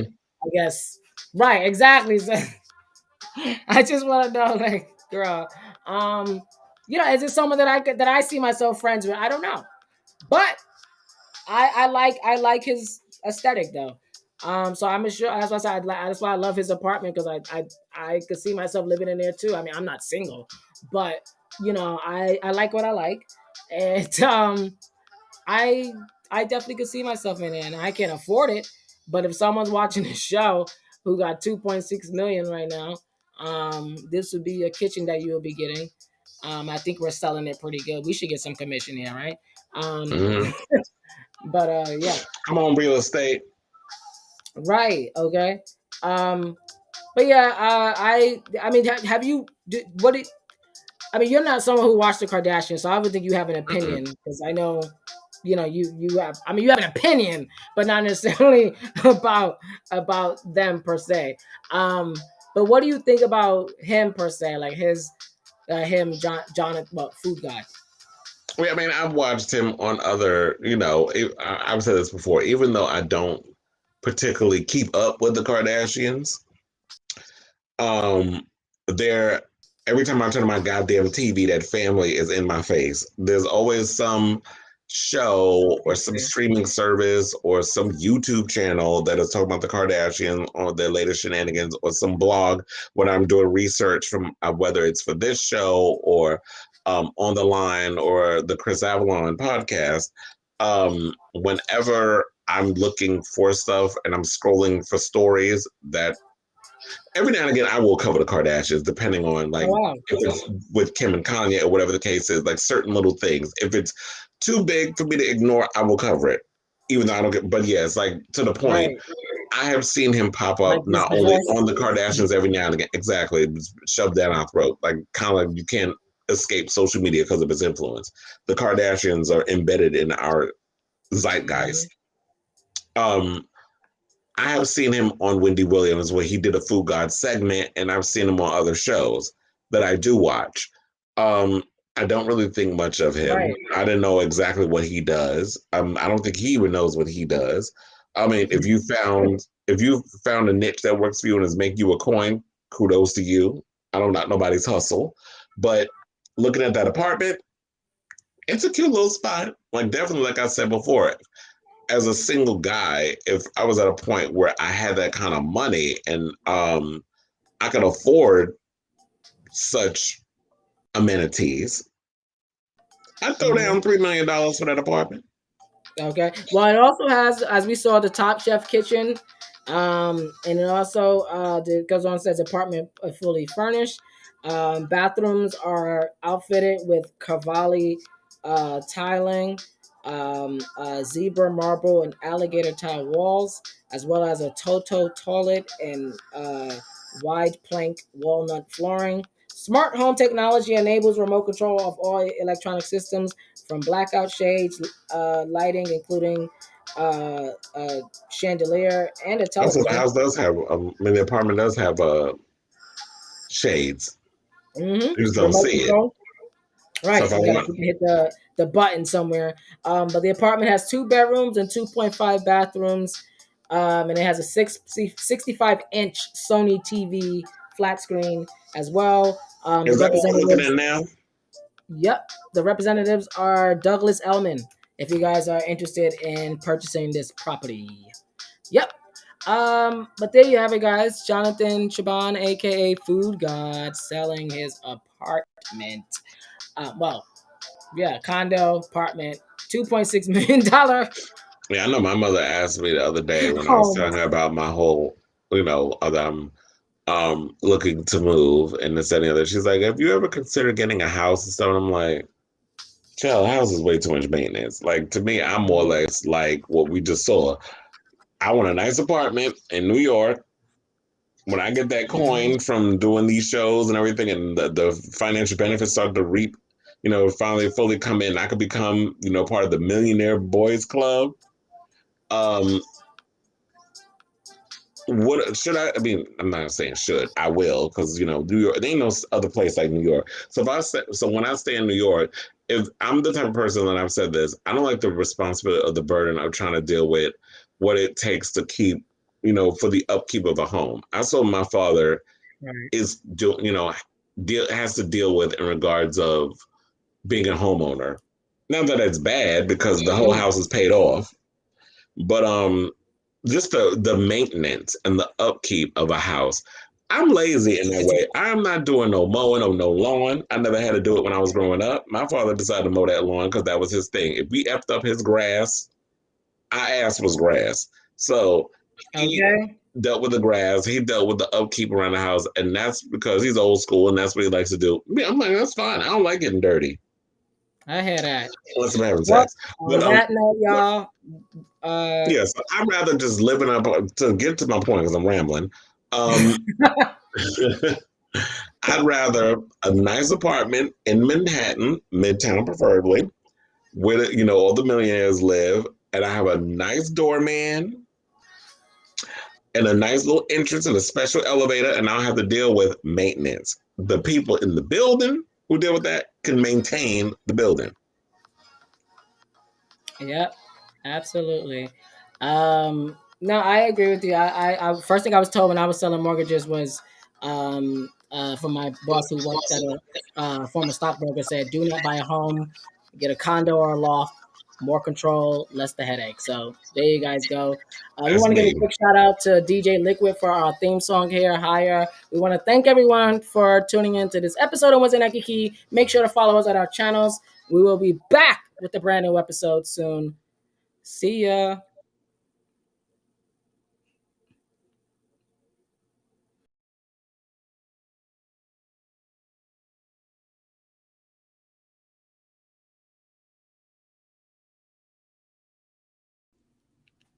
I I don't know. I'm kind of like, I'm this is tough because you know, Todrick was just hanging out with my girl. You know, Brandy, as you said, in his new house, and, you know, for the whole Cinderella situation. And so I was on Todrick's side until I wasn't. And, you know, you're slightly forgiven because he collaborated with Brandy, but she's still problematic. Right. And I mean, listen, again, just like I said before with the other people, like Todrick Hall, unfortunately, girl, you did this to yourself. Like, you know, no one asked you to open your mouth here. You know, no one, you know, oh, Todrick, what are your thoughts on such and such? Like, no one asked that. Like, you know, you decided to jump on social and speak on behalf of your good Judy, who, you know, to be frank, like, is one good big celebrity best friend. Right. And I've never, and correct me if I'm wrong, all the Toddies out there and all the Swifties, you guys could tweet us, you know, and correct me if I'm wrong, but I've never seen Taylor Swift come out and stand up for Todrick Hall, even when he was going through his sexual allegations, sexual assault allegations from, aside from name dancers. That's semantics. Neither do